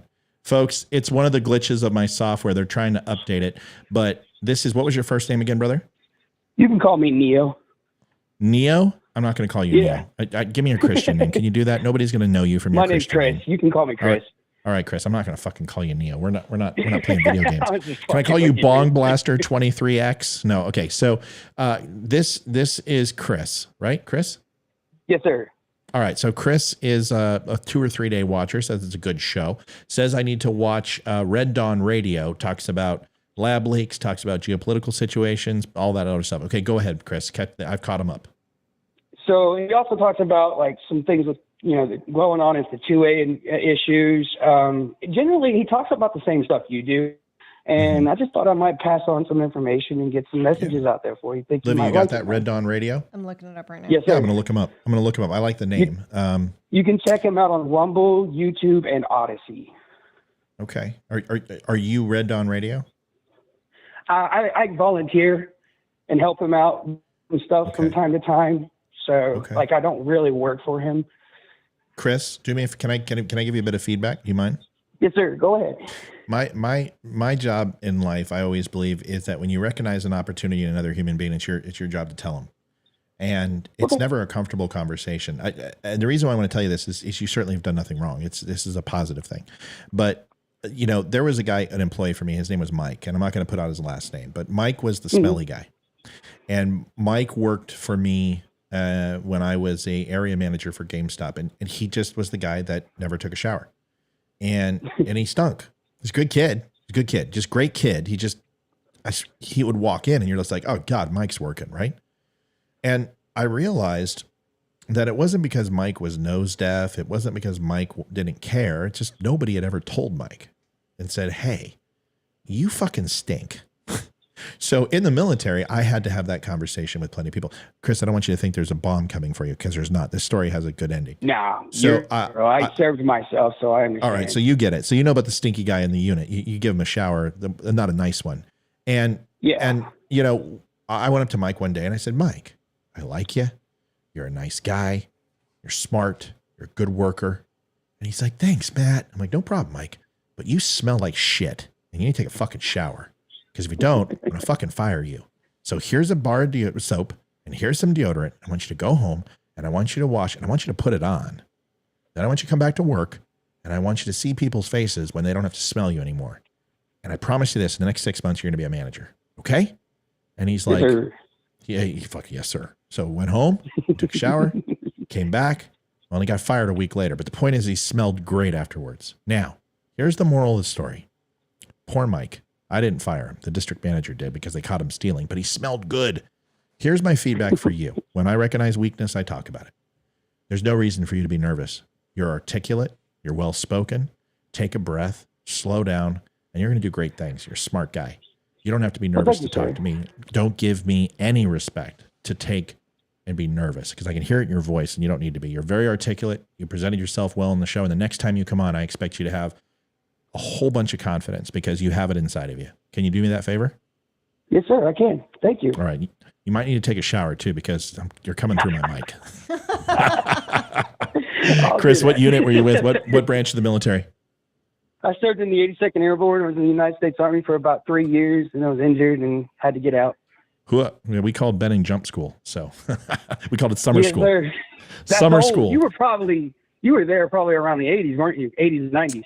No, 95, 96. So, yeah. So I actually got, no, that's not true. 96, 97, because I went through my intel school and got assigned to my position that I did and had to actually go through a couple of different things to qualify for the role that I was doing with the military. No, I was not on the teams, working with teams. Big difference in an intel capacity.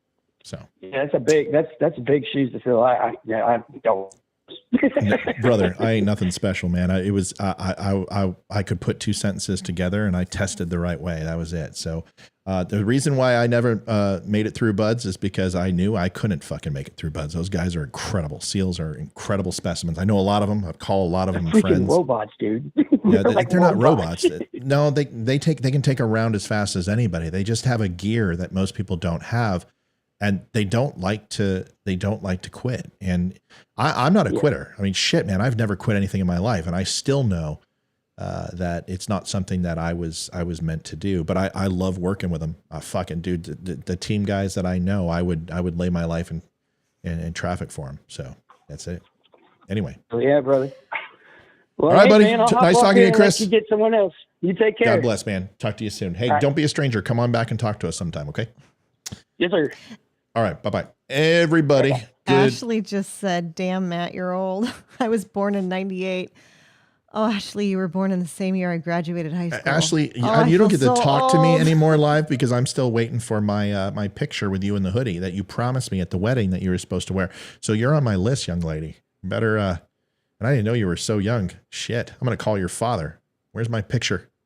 I got to put it up on the website. Goodness. All right. Listen, everybody. Ryan Weaver is going to be here Thursday.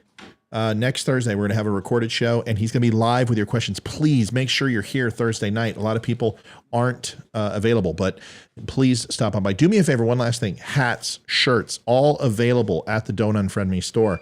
This is the Don't Unfriend Me store right down here. It's thedumshow.com.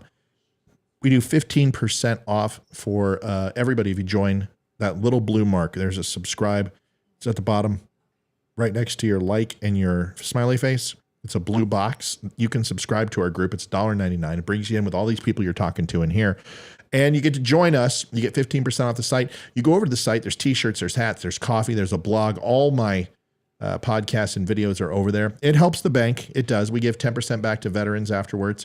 And also it helps my pocketbook and keeps the show running. Thanks for stopping by. I love how many people are on tonight. Thanks, everybody. God bless. I will go out with a veteran crisis hotline like I do every single night. Please, if you know a veteran who needs help, it takes one phone call. Please write down this number and share it. I'll see you guys on Monday, and I will have a recorded show here shortly. And God bless and good night. I'm David Boreanaz with the Cast of SEAL team, and we have an important message for returning vets. We want you to know if you're struggling to cope, there's help and it's just a phone call away. The Veterans Crisis Line is staffed with experienced professionals who know your struggles. There's no greater sacrifice in service to our country. We're able to enjoy our freedoms because of it. Your service is important. You are important. For vets and their families, the Veterans Crisis Line is here to help 24 hours a day. Please call